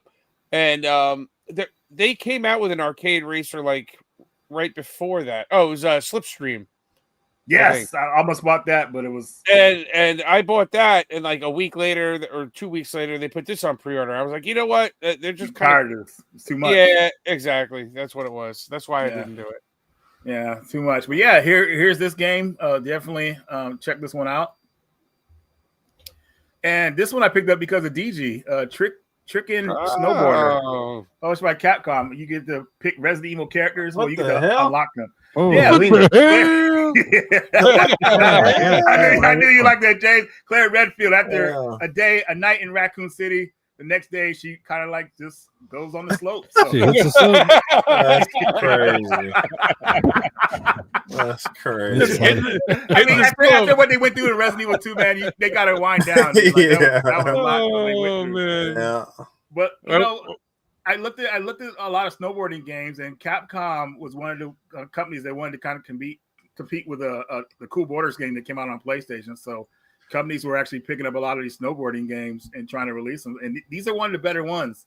So I picked this one up, and I got another one which I'll show in a bit here, but I wanted to show you guys a little bit of gameplay with Leon and the freaking zombie, because you get to play as a zombie as well. God damn it! I want this shit. It's hilarious, dude. You fucking zombie, fucking snowboarding and shit. Is it is it 2-player or 1-player only? Let me look at the back here. I feel like you gotta have this if you're going for a Resident Evil set. Yeah, right? It's 2 players. It's 2 players, and you can use the link cable and everything and analog support. So yeah. If you want That's this crazy. and Under the Skin, you got to get that for fucking full Resident Evil set, because those dickheads are in there too.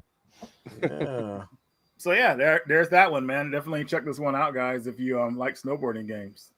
Okay, let's moving right along here. Panorama Cotton for the Sega Genesis in English. Project Retro came to the Seed show, and he brought this game down there, and he hooked me up with a copy of it. So if you haven't played this game, it plays like the Space Harrier games, which is totally fine with me. They were trying to do something different with Cotton. The only Cotton games that play like this is this one and Rainbow Cotton. Yeah. But this one, very fun game. Just a lot of action going on. It's kind of like, I don't want to say it's like glitchy or anything like that, but it's the graphics will kind of like just be in front of you at a certain point. It's like really fast. So you got to like really prepare yourself. But it's a fun game that very expensive for the original copy of it in Japan. But they reprint. Well, you got another release of it in English, thankfully. And Project Retro Games is going to have it in stock, I believe. Or he should have it in stock right now. Maybe he could let us know if he's still watching. He said he would watch the whole show. So let us know, Carlos, if this is in stock or when it will be in stock again. But very cool. Yeah. And I have a feeling that Will wouldn't buy this. Will already owns this. Oh, there we go. Never mind. Will's already got it, so he's a step ahead this time. All right, Sean, what else, would you buy this? I have them on the collections, the PS5 collections. That's right. So you're good to go. You don't need the Genesis one. Yeah, I'm always on the fence about the Genesis version because I'm. Nah, don't do it because you already have those versions. You're good to go. Yeah. So, Okay. Next game here. I know Sean's gonna laugh at me for this one, but I thought it'd be cool to own. Rest in peace, Michael Madison. We have Crime Boss. You showed me this game, and all I said was crap. Yeah. with all these stars in it, man, I feel like they want us to pay attention to the game, whether it's a good game or not. I'll let you guys know, but it has potential, and it kind of reminds me of a PS2 first person game. So that's what we all thought when it came out too. PS2 first person game like Bad Boys. No, I like my games, with a good story mode or single player mode at least. I don't jump into the online right away because people killing you and stuff. I want to go through the story, get the full value of the product. Mm-hmm. And Michael Madison is the lead character in this game, so I said, what? Good luck with the tutorial. That's about as far as I made it. Yeah. Yeah, Sean. Maybe Sean, you might pick this up again one day. We'll see. After you play it, maybe I'll do a review on it. Sean said, "You know what? Reggie's right. I should actually play this game again." Yeah. I get a little bit further. You look at the beautiful city, man. I mean, how could you not play this game? Like, just jump off the building and kill yourself already. But yeah, this game only $20 something on Amazon. So if you trust my judgment on it, pick this one up. Lots of cool action and cool stuff going on. Moving right along. I can't remember what I didn't like about it. James, what didn't I like about this game? It was something weird. Man, the story was. I don't know. The story, Chris. No, not Chris. Chris, take that comment down, Chris. No way. Yeah. Yeah, you need to ban Chris from this channel. Unfortunately, Chris is our technical advisor. Dude, I knew Chris would turn on me one day, dude. I just didn't expect it now, man. So early. Chris and I gotta give Chris a big shout out. He got into my computer this week and he fucking cleaned the fuck out of the damn thing. And as you can tell, I'm not fucking stuttering all over the goddamn place.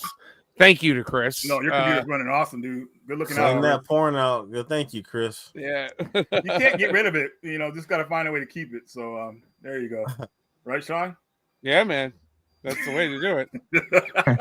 The developers commented on a reaction I did for Crime Boss and asked me if I wanted a code for the game on Steam because supposedly it's so much better now. I'll have to look at that review. All right, so moving right along because I know you guys are getting tired probably, but Project Retro is looking out for us again with Dragon Ball Z Hyper Dimension, which is probably one of the better Dragon Ball Z games on the Super Nintendo. Lots of fast action and moves. Now I got lucky; he actually sold out of this, and I got the last copy. He said he's not making it anymore because to make this game, you pretty much have to like get the chips that this game needs. You have to break another game to get them or whatever like that. So. He couldn't really make too many of these. And it sold out fast. But definitely one of the better Dragon Ball games out there because you could do juggles, combinations, stuff like that.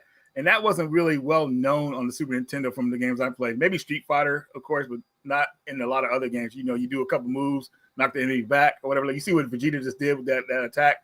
That was freaking awesome. Now, it doesn't even have a combo meter, but you're still doing combos in this game. But yeah, Dragon Ball Z Hyper Dimension.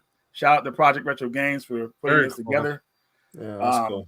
Happy to have this, man. And look at Vegeta, man, getting the shine, man. This is how it should have been. He should have turned Super Saiyan instead of Goku, and that's what it should have happened to Frieza. But now we can make it happen in this game, thankfully. So moving right along,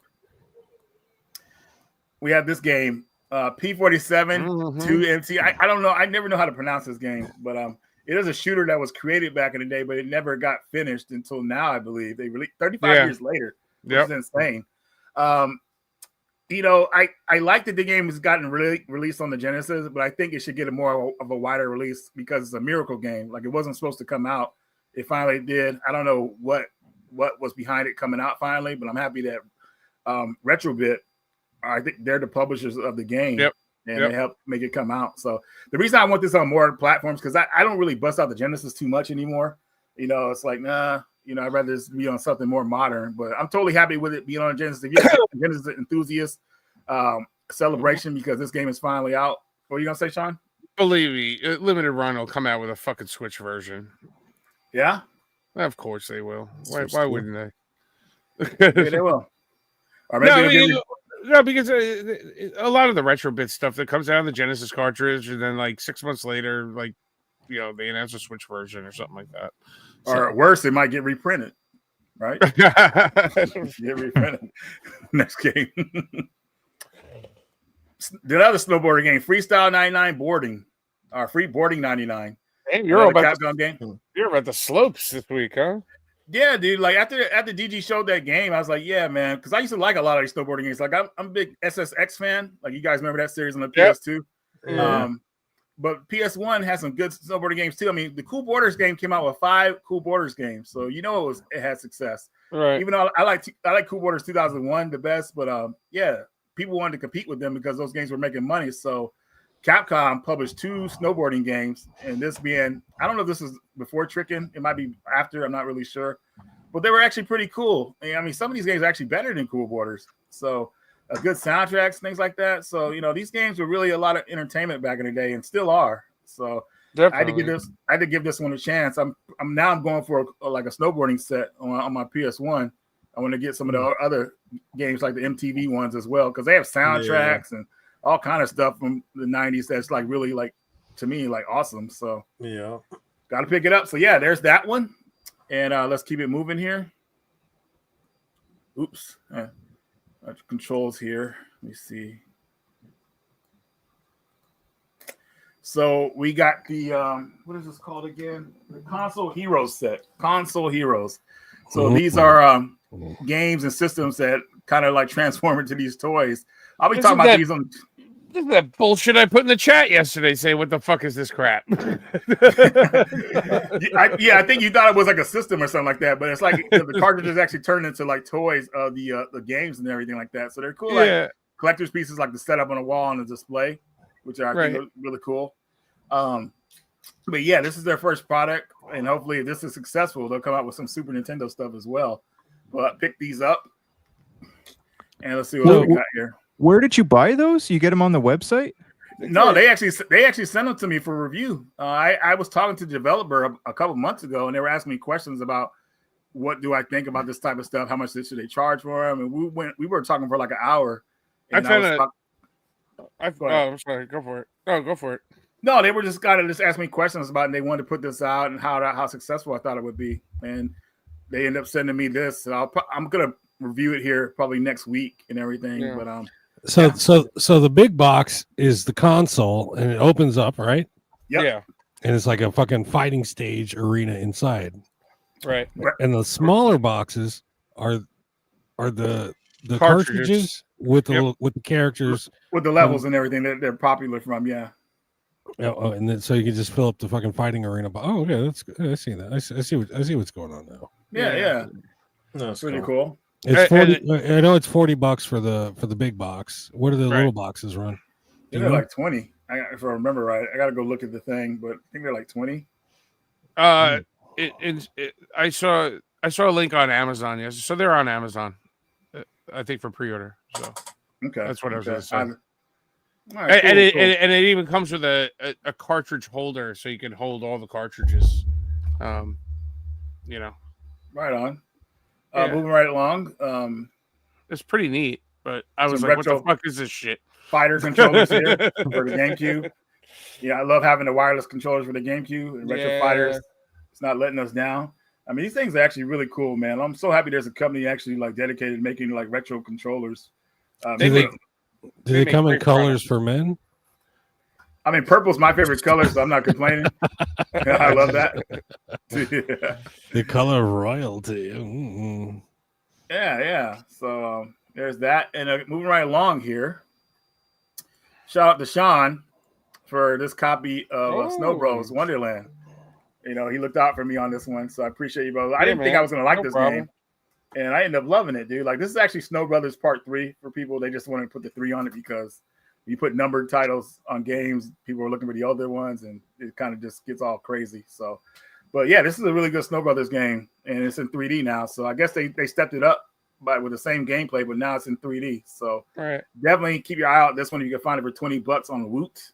Oh, was I supposed to say that, Will? I don't know if I should. Woot is Woot, there it is. I don't know. Yeah, Woot, the secret's out. That you knew.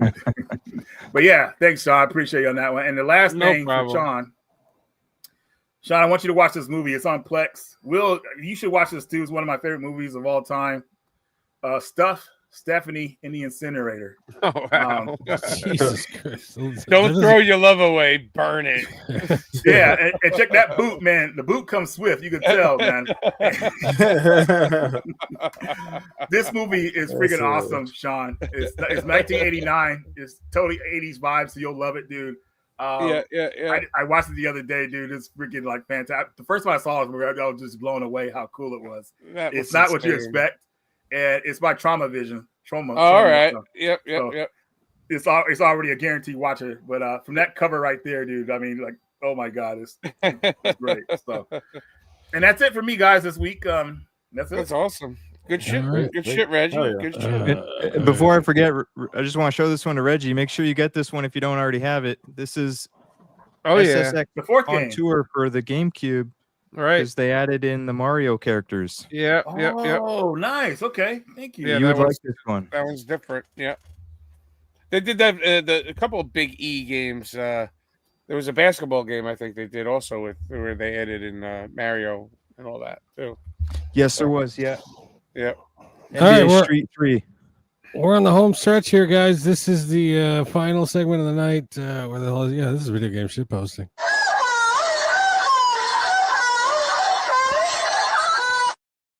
All right, let's see what we got here. No, we already showed that one.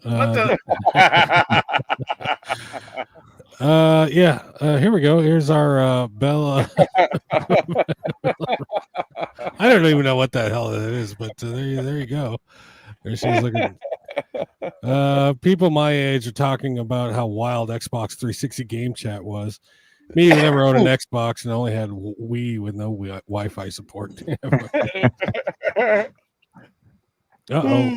We got a trader in our midst, Mr. Rightway.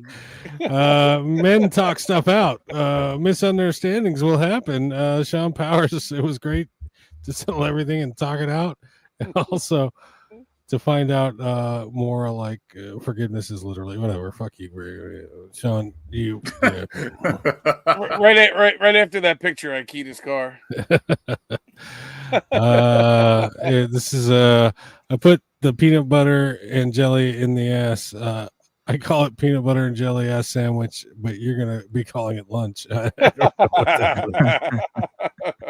don't know what the hell. What do we got going on here? Randomly thinking about the 2005 Nintendo DS Mew stylus. What the fuck is going on? Who's got this? I'll buy that from you. Hulk Hogan. I can feel my organs melting. Okay, too soon. I don't know. Maybe. What's the best way to get someone to buy a shitty video game? Market it as limited edition. Okay. I'll buy it right now. Exactly. Unbelievably hard. Unbelievably hard. I need this belt buckle. So if you guys have a fucking any way to know where I can find that, please let me know.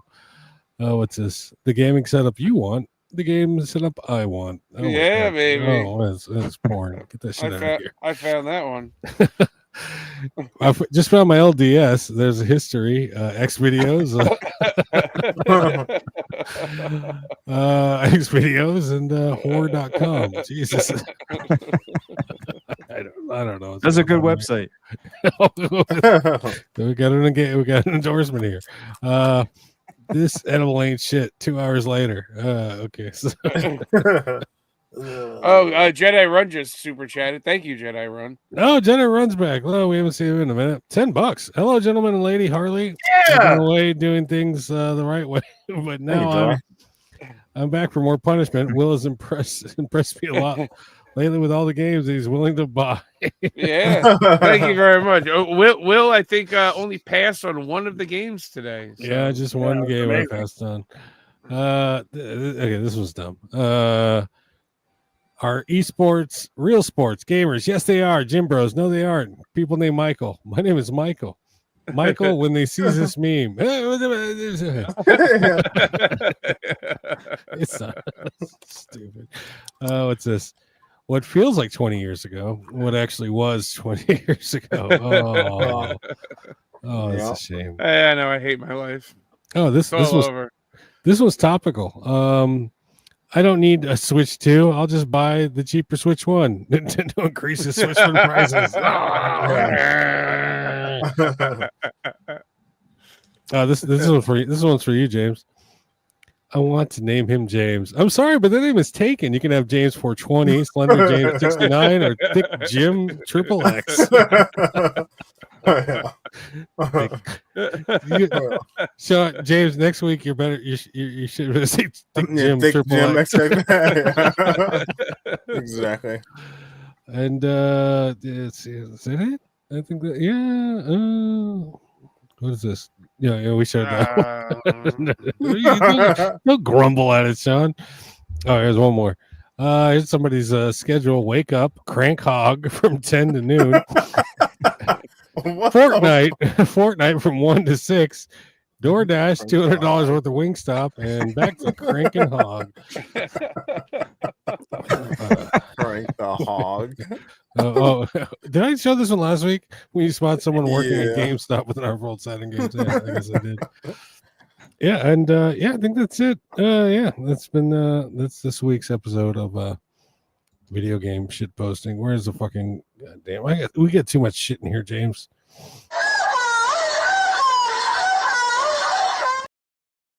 My girlfriend says it sounds like a donkey. I don't know.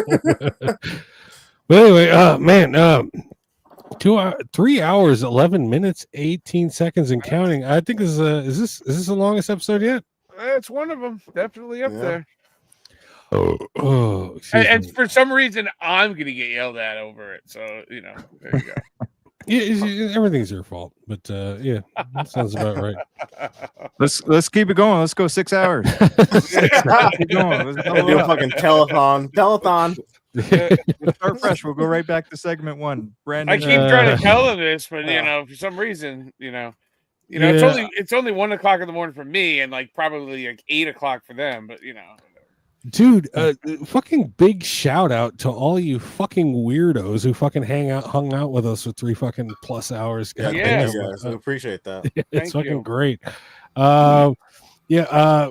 Mr. Insane, fucking when you came on last time, you're like you said something about long form or long what's long form content. Yeah, it's a dying breed. Yeah, not on this fucking channel. This is long as fucking shit. You guys are going the opposite direction. Algorithm's trying to push short content. You guys are going the longest content on YouTube. That's how we stick out, man. Don't worry about it. James has the unfortunate task of chopping all this shit up and fucking putting it out because we got a new we're doing a new thing now. It's fucking called reruns. So So you'll be able to watch all this shit in reruns in little tiny digestible chunks throughout the week, and we'll sprinkle them in there. But thanks for everybody who's hung out this long, and thanks for anybody who's just even tuning in. Definitely, thank you very much. Check the comments. You can buy shirts from us. We're still not making a dime off of them because we have them at cost. So get them before prices go up. Before the market. What did they say? Because market of the market values or market conditions. Yeah, when market conditions affect the shit, because you'll still get them at cost. You'll pay the same thing we would pay if we bought them ourselves. But so it's a link in the comments. Other than that, Mr. Insane, it's strictly YouTube for you and a little Facebook, right? I'm on TikTok, but I don't post too often. I switched up my TikTok. I think I changed the handle back to Legally Insane Gamer. So I am on TikTok. I'm planning to start posting regularly. I'm going to boot up the Instagram soon. and I'm gonna maybe get the Facebook going again as well. Nice. So yeah, find Mr. Legally Insane Gamer on all those platforms. But from myself, if I may at the beginning of the show, I don't know where we're at now. We're 10 away from 2,000 subs, so we need 10 more people to sub to reach that 2,000 mark, that milestone. Everyone hit that like button. Not the like button, the subscription button. No, tell your mom, tell your dad, tell your brother, tell your sister, tell your uncle, aunt, and their fucking cousins. Tell your mother. Tell your mother. Your mother was a mother with a mother. The mother was a mother. It was funny. The mother was a mother. It's crazy. In one of the chats, Sean's like, "We're only 9 away" or something bullshit, and then he shows a picture. Someone unsubscribed. We lost one. And then 10 minutes later, we got him back. So yeah, get us to 2K subs. Let's go. But yeah, baby.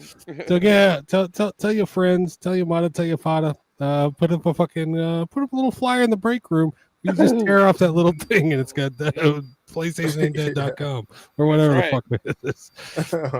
But at any rate, from if I may be so bold to speak on everyone's behalf here, from myself, from Sean, from James, from Reggie, and our guest, Mr. Legally Insane Gamer.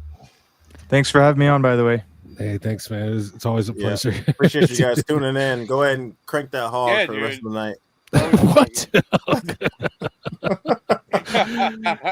Good night, hog crankers.